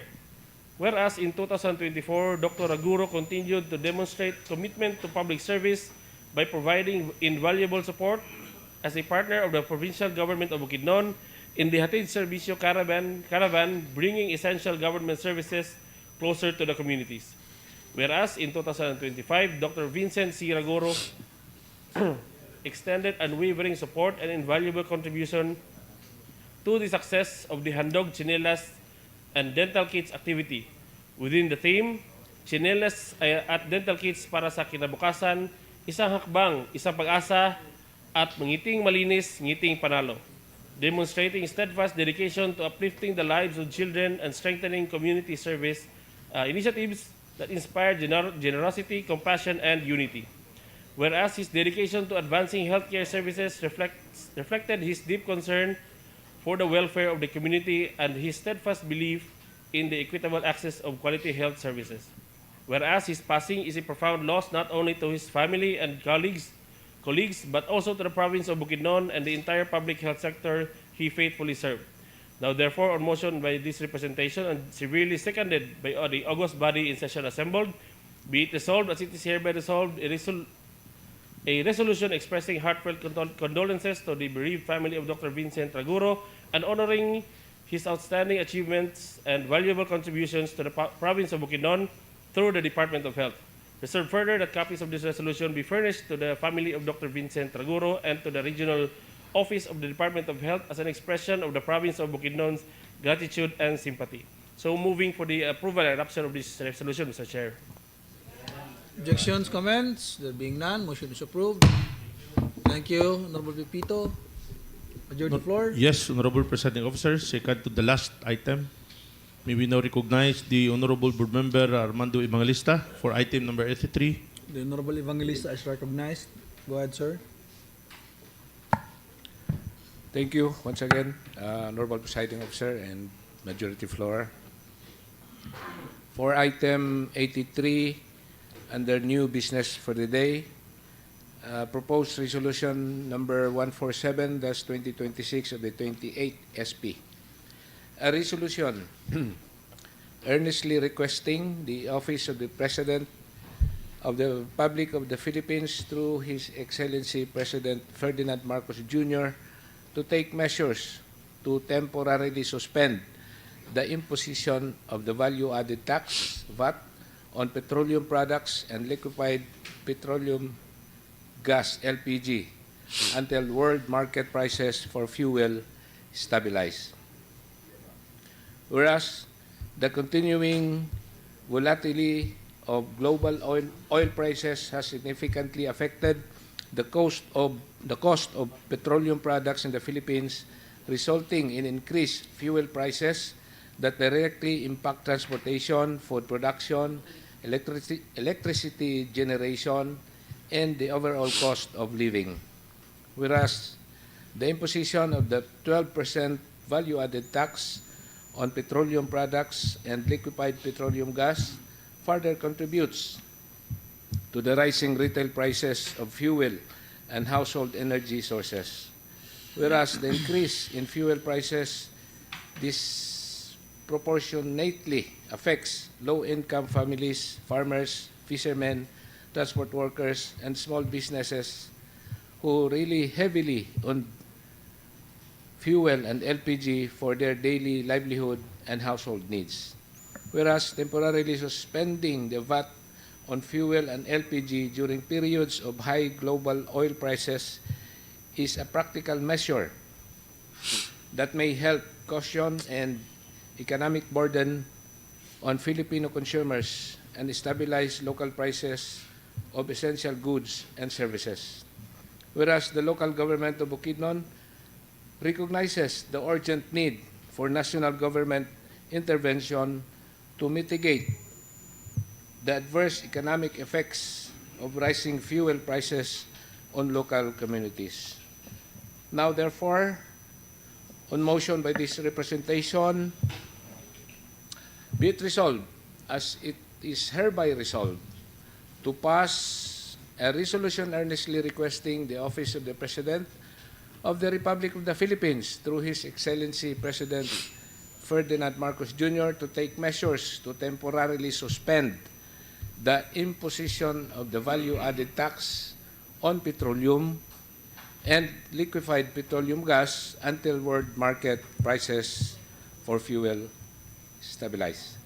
Resolved further that copies of this resolution be furnished to the Office of the President, the Department of Finance, the Department of Energy, and the members of the Senate of the Philippines and the House of Representatives for their information and appropriate action.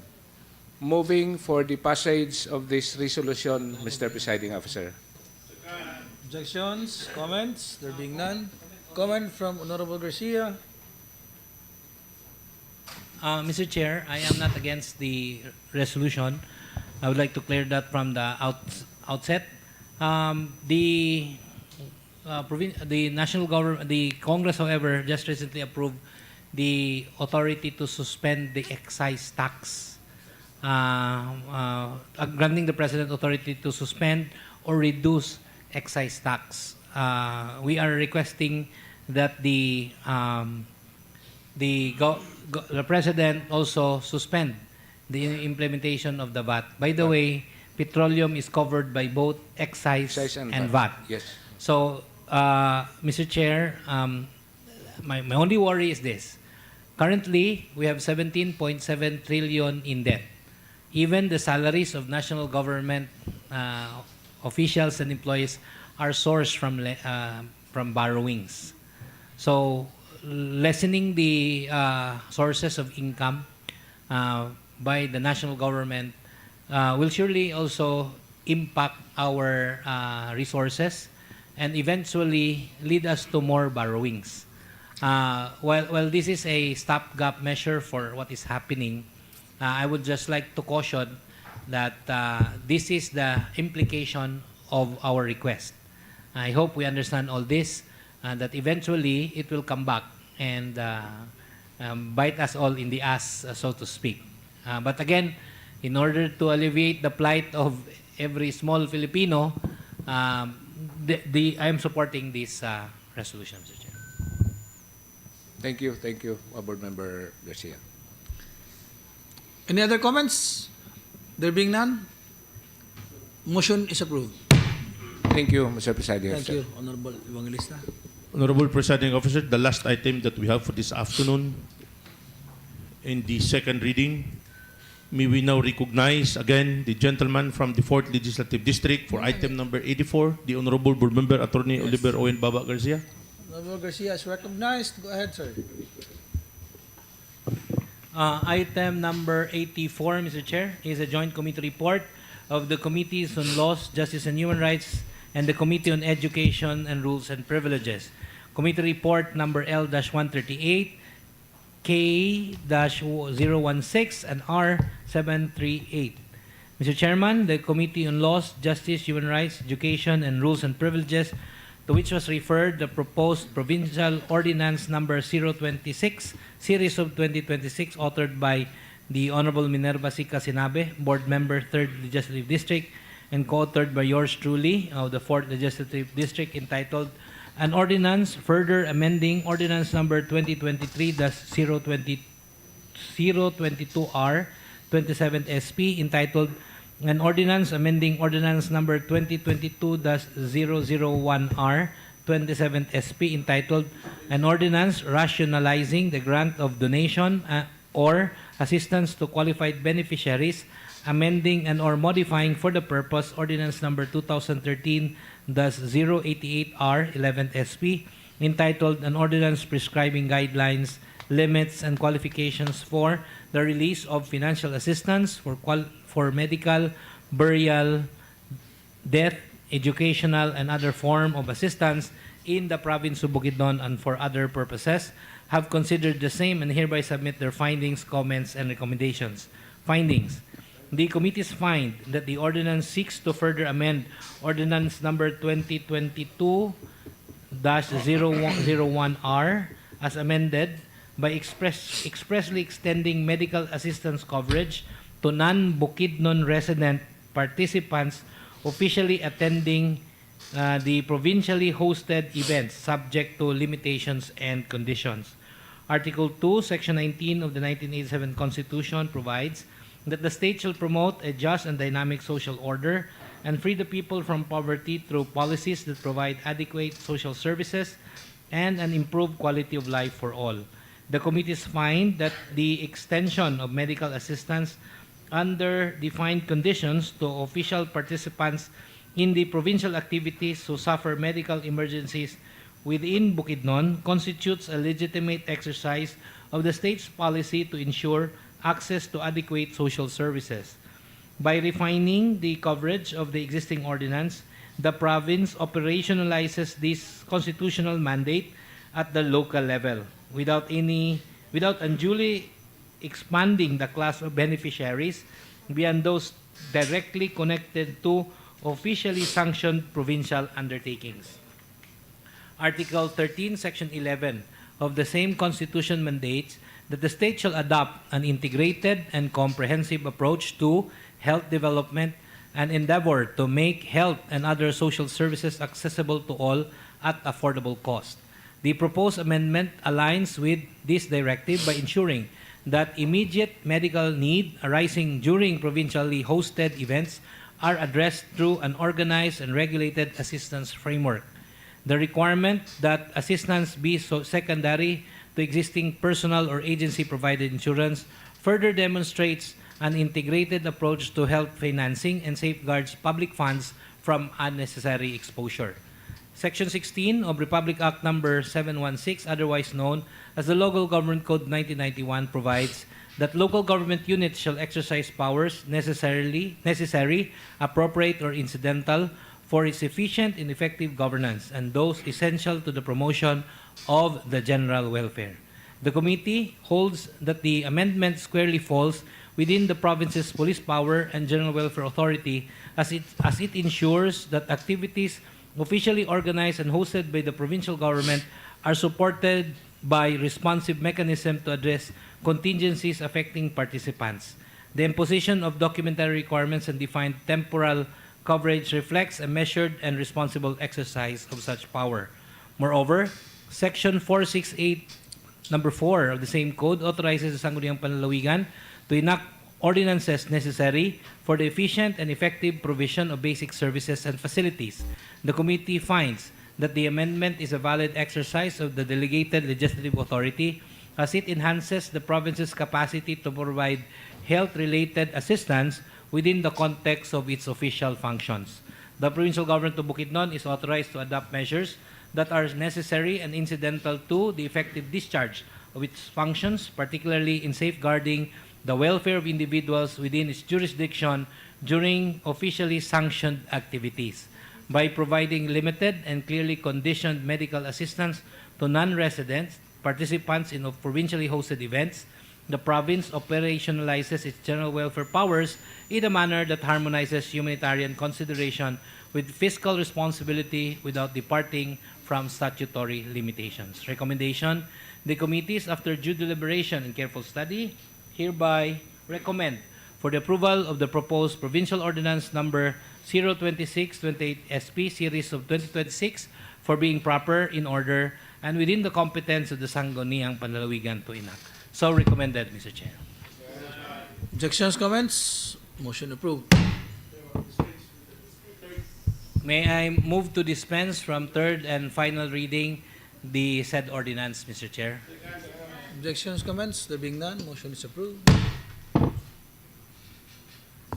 Thank you, Honorable Presiding Officer. We are through with our committee reports, so we will now proceed to our other communications since we have no item tabled in the third and final reading. So I move for the following, Honorable Presiding Officer. Item number 1 be forwarded to the Committee on Health for information and appropriate action.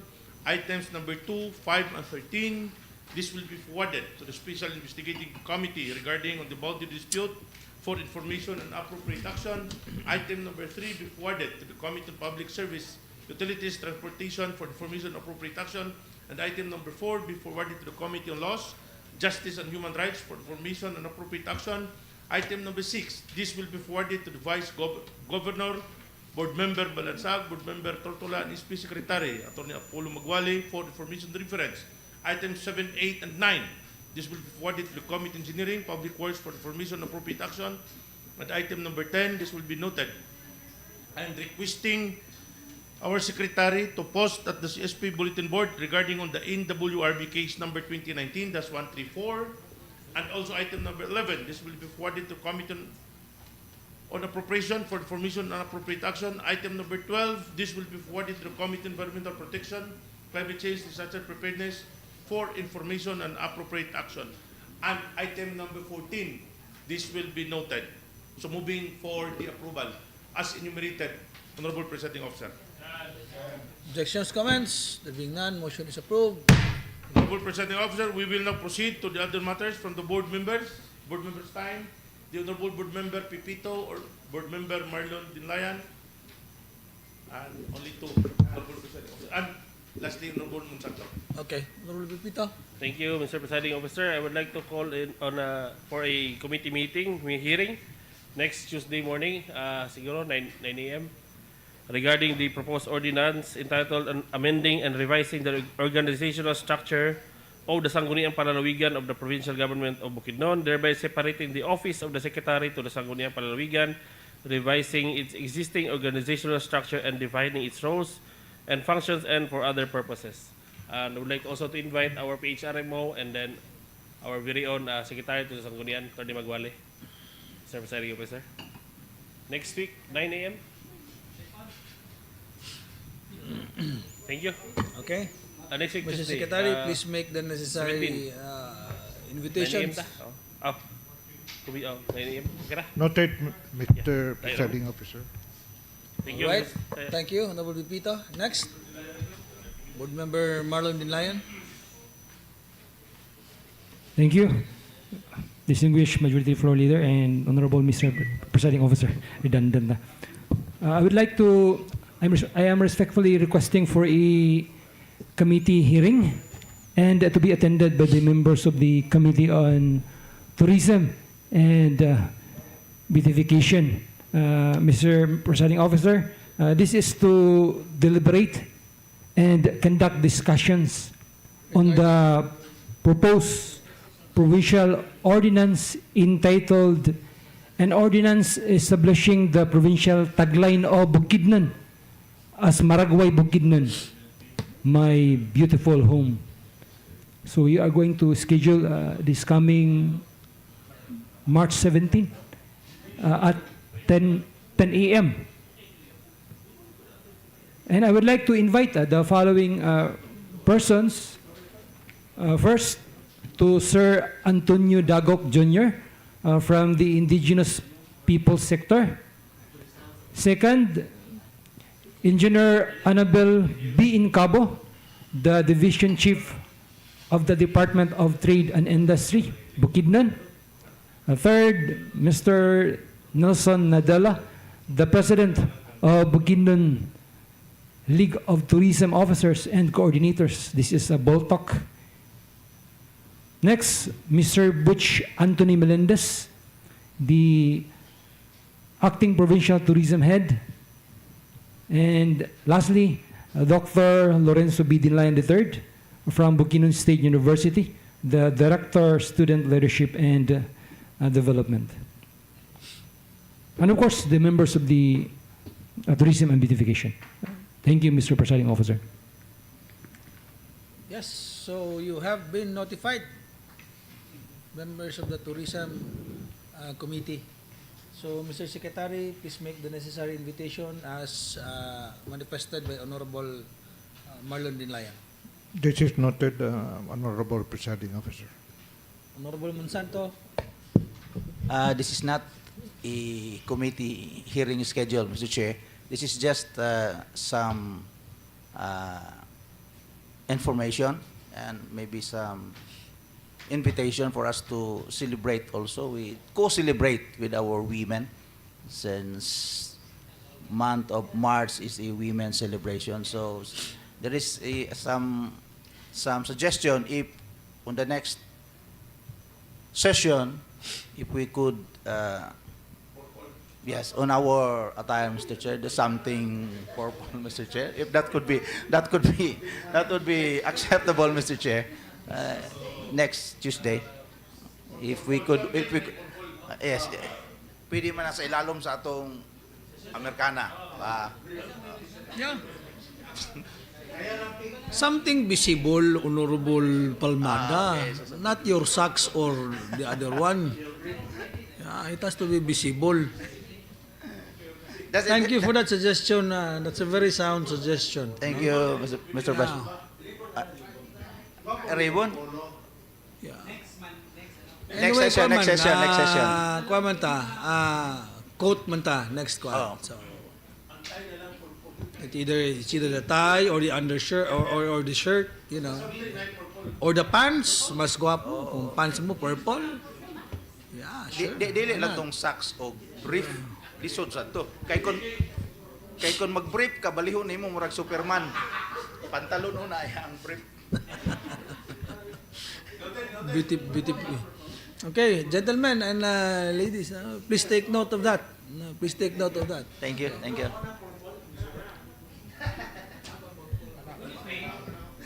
Dili ba na violet na? Marag violet naman siguro na. Di ba? Purple na siya. Okay. So, Mr. Chair. Yes, Honorable Pepito. Ako lang nag-task ko ni Badjo regarding, give an update regarding the recently concluded PBBLP National Convention. Yes. So, watuang new set of officers. So, katong gi-present last time, wala mo gikuan, post actually. So, from the region, si Board Member Yasay, mo atong chairman of the board, mo galingkod karon national chairman. Okay. Dayon, sa mga activities nga nahitabo dito, Mr. Chair, nag-ilog, mag-perform si Board Member Palmada o si Board Member Bobby J. So, ang nidaog sa humpiang si Board Bobby J. Mangyod, siya ginani kanta dito, Mr. Chair. Pero amo sa gipasabot Board Member Palmada, pwede na sunod na lang.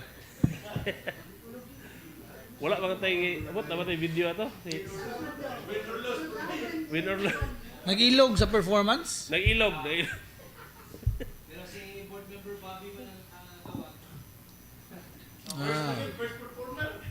First performer. Mas bibo to sa una ba? Kaya naghanong bisita senador ba?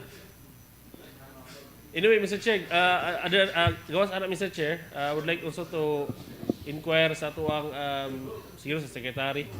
Ang ato ang CSU assign sa diri sa parking, Mr.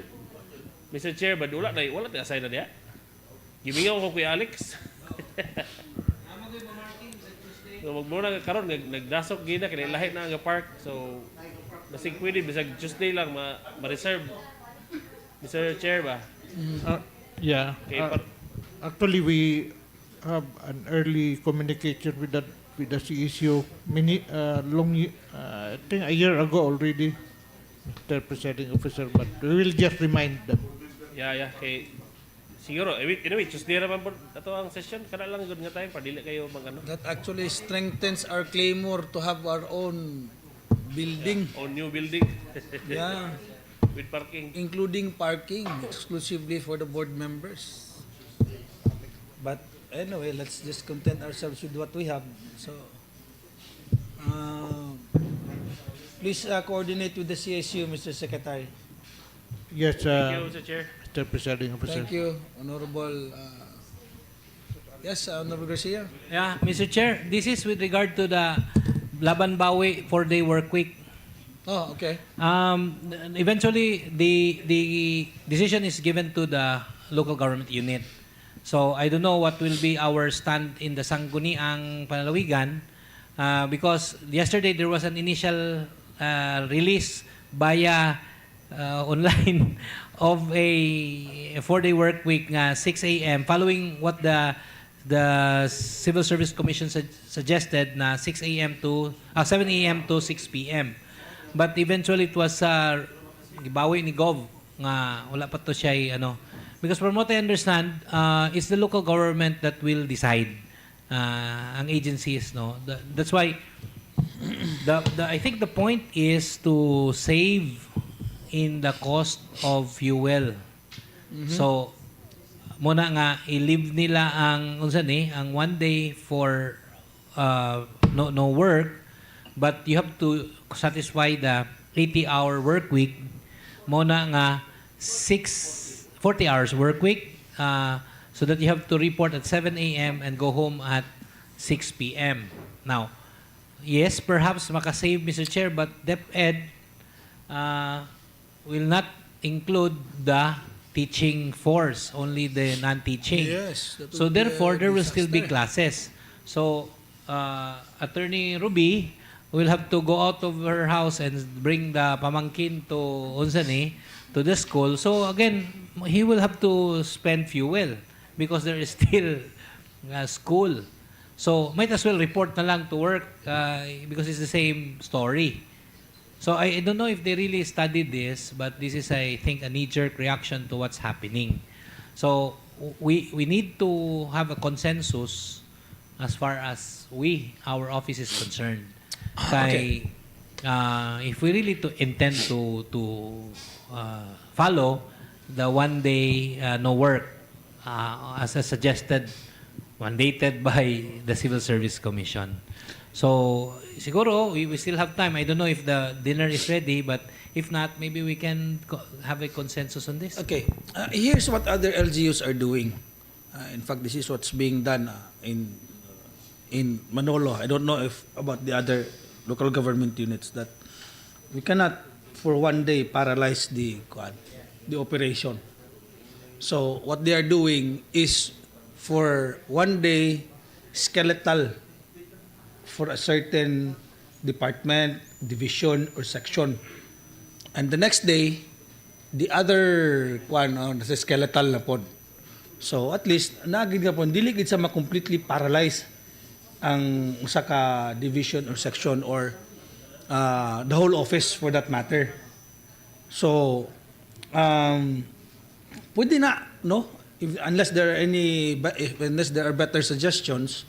But what the LGU of Manolo is doing is that kining adlaw, say for example Wednesday, kay Monday and Tuesday medyo crucial na siya kung Monday is the first day of the week and the session.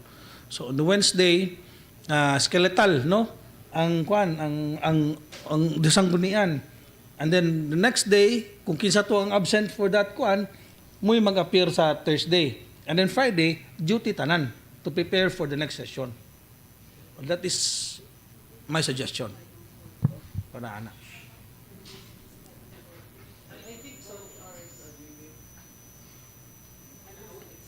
In the office, in our office also, we were thinking of skeletal.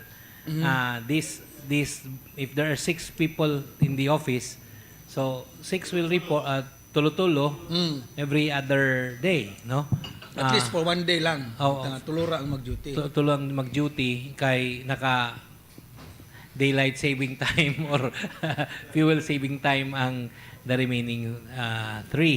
So, puli-puli and then the next 3 weeks, 3 days, sila tanan present. Yes. So that dili pod ma-hamper ang service. Correct. Now, sila magpili kaya aron ma-maximize nila ang pag-save sa fuel. Kay panayan na karon, why klase ilang anak on this particular day? So kana siguro sila dili sila mag-skeletal, uli sila sa balay kay di pod mo eskwela ilang mga anak. So no movement if ever, di ba? Kay mo man ay purpose nganong gina-allow ang 4-day work week to save. Now, it's actually saving sa atong mga tao but not on the part of government kay kung itong giingon kung gipadayon tong 7 to 6 mahurot ang kape, mahurot ang asukar, mudaghan ang kuryente kay siyempre wala may buhaton magduwag ML dota tuon sa padiha, no? Kanya siyempre gutomon mo inom og kape, mo inom og unsa ni. So di kaya pod makasave ang gobyerno kay mo double naman hinon ang expenditures, no? Kay wala may to while away the boredom mo na nilang buhaton. So imbis nga kausara magkape sa opisina, may mo nang tulo. So muda ko ang expenses. Now, okay man siguro tong suggestion Mr. Chair, nadto na to staggered lang. Yeah. Aron dili ma-hamper ang service. So more savings on the part of our personnel. Yeah, and I noticed also nga most of our employees already have cars. Di ba? So let's encourage carpooling. Di ba? Karon nga adlaw. Karon nga carpool, magpatak-patak ang kuan or siya ba kay mobayad sa gasolina. Pagkasunod nga carpool, okay, siya na po lang mobayad sa gasolina. Alala ba? Let's encourage carpooling. What I did during the pandemic was that for employees to save or nga magkuan or any other crisis nga kuan, naay bus, the municipal bus, naay mga pick-up points, naay pick-up points nga dito maghulat ang mga empleyado. So, wala man ta. I don't think we have a bus here sa probinsya. So, ikaw na lang, Mr. Secretary, no, nga apart from skeletal, imo po ding i-strategize niyo kung kinsa ang mas duol nga maagian ra, you encourage also carpooling. Para nga dili tanan magkuan kay kita ko karon mahal kay gasolina, pero gadasok di po ng mga sakyanan diri sa kuan, Kapitolyo. Di ba? So murag walay kuan, walay epekto ang kuan taas nga presyo. So puslan man nga full kuan na taan kining fully engaged na taan ning atong kuan karon kining saving unsa na kanang 4-day work week, no? So ato na lang yung i-maximize. Tinutuon na lang yun. Example, Mr. Chair, sa mo sa 3rd District, ikan si Mambing sa Kibawi, mapit siya sa Kampuno, pick up po si Portex. Din ako din sa Maramag. Every Tuesday, Every Tuesday. Example lang niya, example. Ikan Kibawi, kampon si Board Member Portex Bukulan. Dahil pick up po ni Mambing. Abot sa Maramag, ako na po pick up po ni Mambing. Di doon nga namin tulo abot din Pwede. Diba? Example. Yeah. Pwede kayo. Oh. So isa ra ka sakyanan ha. Basin magtubil, tubilal ang tulo. Mura gyapon, aga poy pulos. Ano ba? Mr. Chair. Yes, Honorable Monsanto. I hope our HR will also confirm or agree with our arrangement. Kaya maproblemahan man ta sa itong mga empleyado niya og di sila makakomply sa 40 hours. O kaya kanang mag-skeletal kita, definitely na po itong mga tao nga di good mag-report. Na ug mag-instricto sila, may problema sa ato na yung mga employee kay kana man sila. I hope they will understand also. Okay. Is this an executive order from the president already? Kay at least marag ma-exempt atong concern ni Attorney Monsanto nga 40-hour work week. 40 hour. Kung mahimo ayo na lang ng usa na din ha kanang biometric. Ideal na itong biometric. We can adjust sa itong kuhan. Logbook lang tada yun. Yeah, so if you have no other concerns, no? So let's give it to the... Thank you, Mr. Presiding Officer. This is with regard to your query. If there is already an issuance from the Office of the President. Yes. Is there? Yes, Mr. okay. Chair. Through Memorandum Circular number 114, series of 2026, issued by the Office of the President. This was cited by the personnel department head yesterday, and Ma'am Aida, and in fact, same concern which I raised on whether we can do it skeletal. She said that unlike COVID time where we can do skeletal, the purpose and wisdom of this 4-work week is to minimize energy consumption. So she said that by having 4-work week, there will be no vehicle traveling in our government vehicles, and aside from lights and water, I don't know what's the connection with lights and waters, but naka-off kuno tanan lights and water sa opisina. So that's her explanation yesterday, Mr. Presiding Officer, including the vehicles running during Friday, government vehicles in the province. Government vehicles? Yeah.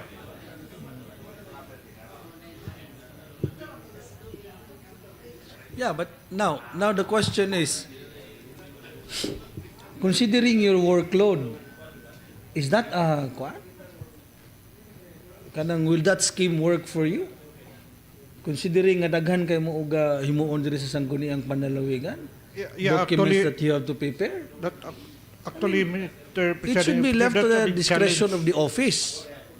Di ba? Yeah. Dili ingon nga mandated ta how to adapt it. Yeah. For as long as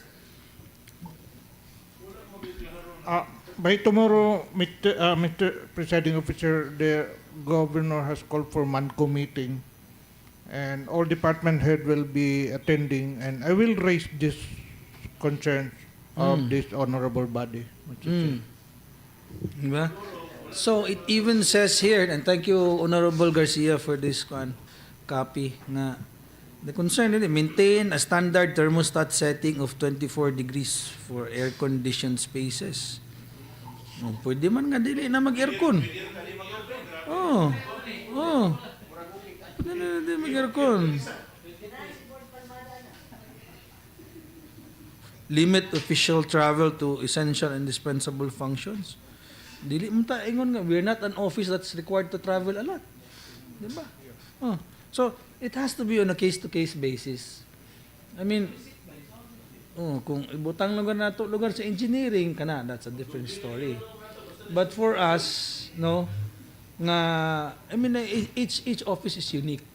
So you just explain to them, nga lisod kaayo kung ma-absent o isa ka adlaw or tulo ka adlaw, walay trabaho, magtambak na atong trabaho nato, and then we have to prepare for the next session. Yes. So you just explain it to them.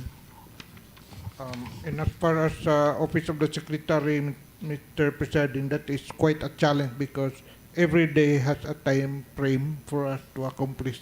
Exactly. Including preparation of agenda, reporting of journals and minutes, and so on and so forth, Mr. Presiding Officer. Ayun karon taas kay atong session. Dugay kay human og ani. Di ba?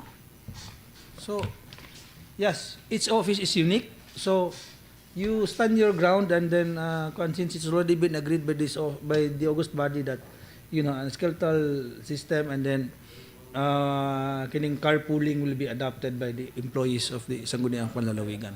Okay? Yeah.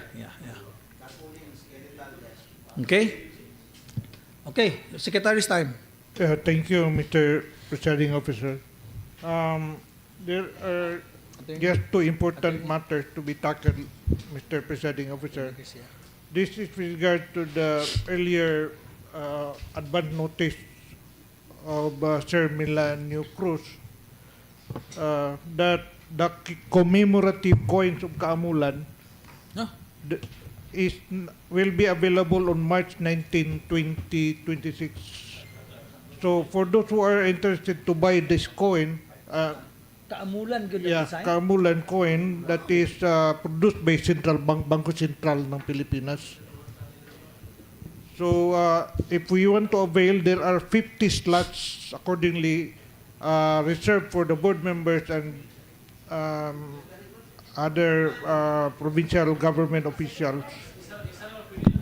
Dili na nunid nga molinya pata. Okay? Mo ba ni katong tag 5,000? Yes. Pero Mr. the President. whole set is 5,000. I believe per coin is 5,000. Per coin. And only one buyer, one coin lang, dili nga pakyaw. O dili pod nga duha iya paliton.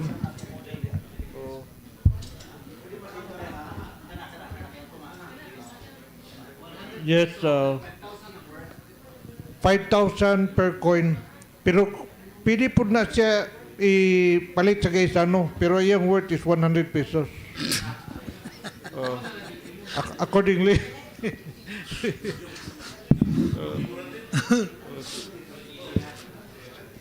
Gansing insik ana yung kalakihan. Pero 100 ay yung purchasing power.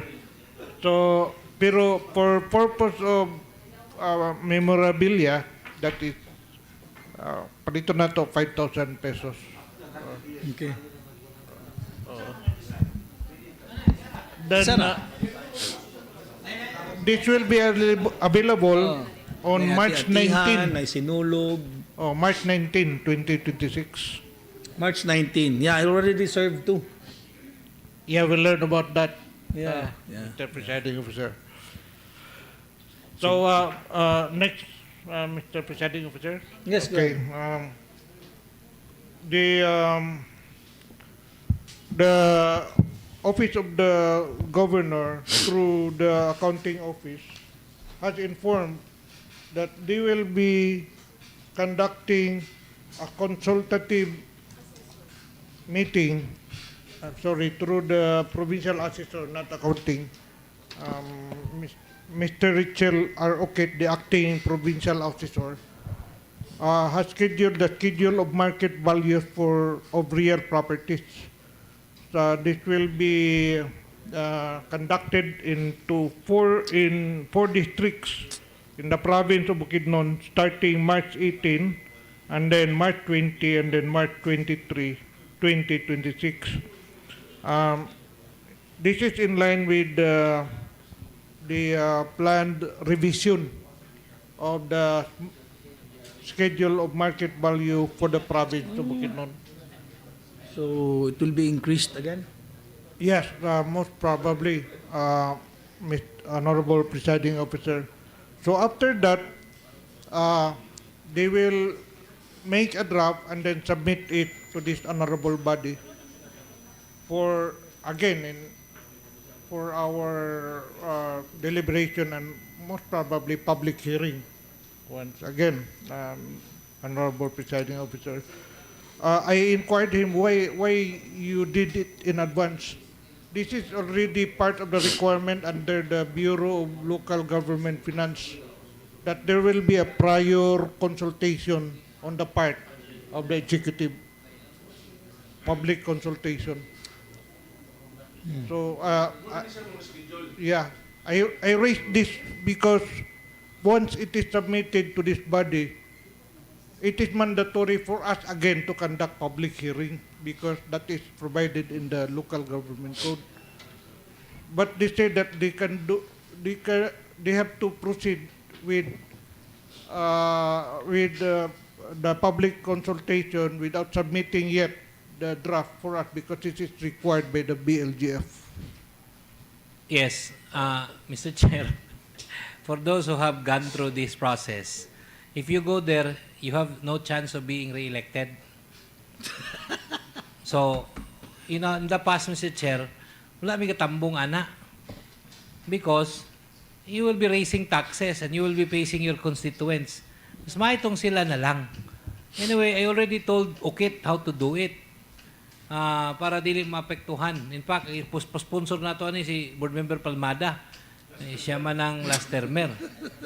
So, otherwise, it's a dangerous proposition for politicians.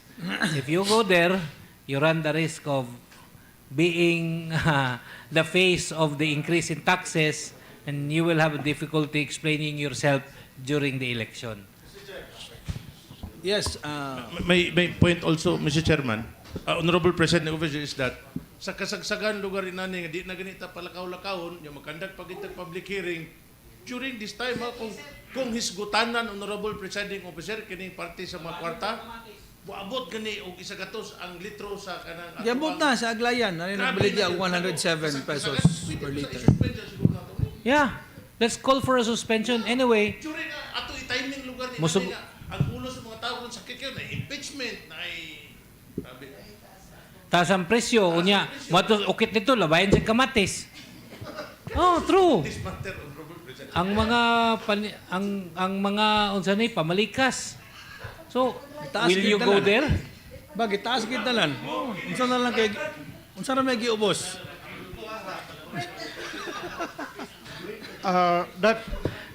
Nagpasa tag suspending the bat, and yet we are asking our assessor to go and tell the people of Bukidnon that we are going to increase your taxes.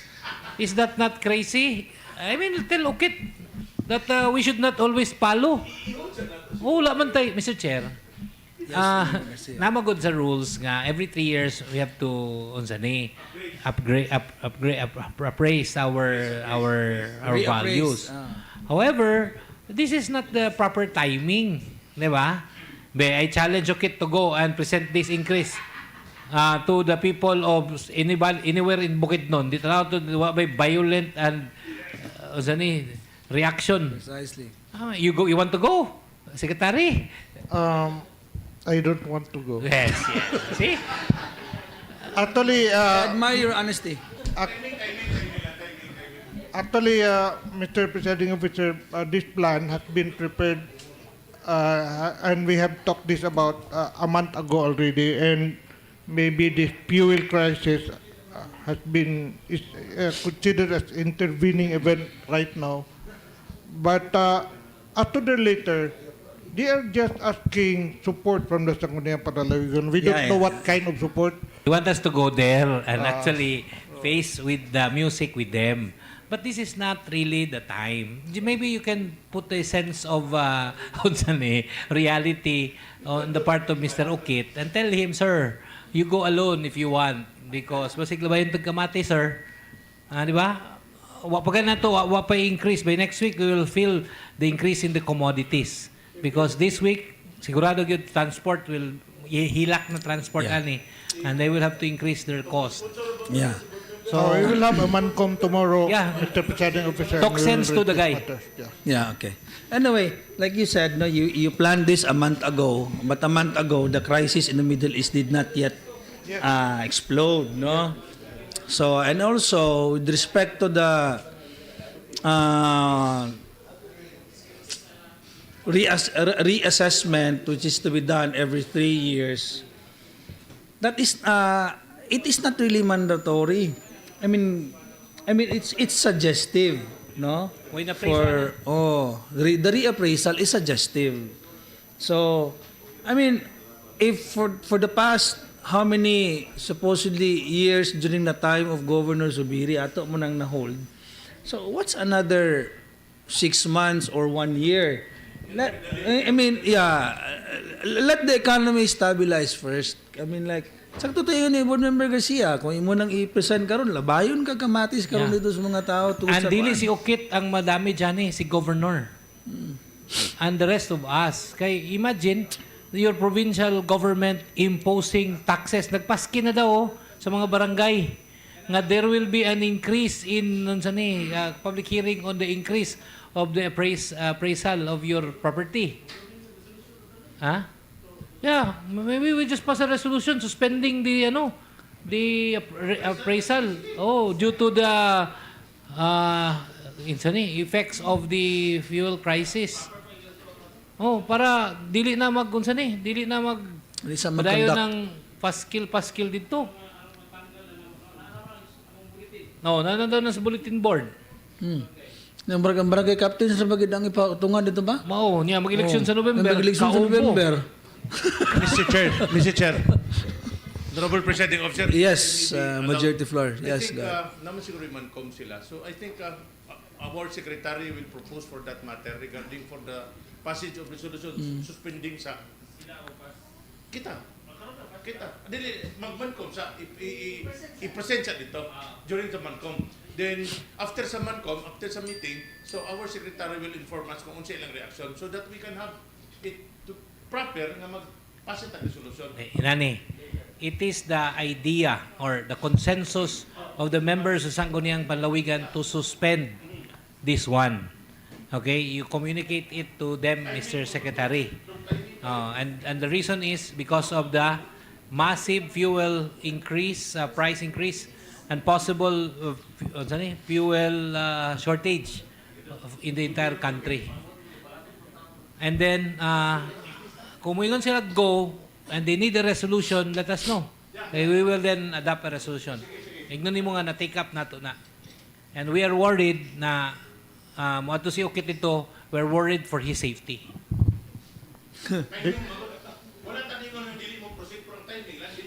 Timing the timing. Yeah. Ilan lang, ikaw lang sa, i-suspend lang sa for maybe last quarter or the third quarter of this year, okay? Okay, sige. This is well noted, Mr. Honorable Presiding Officer. Okay. So any other matters you want to discuss? No more, Mr. Presiding Officer. Thank you very much. I just want to bring this to the body, no. We are about to celebrate the Kaamulan, no. It's a cultural event, no. One of the foremost cultural festival in the country.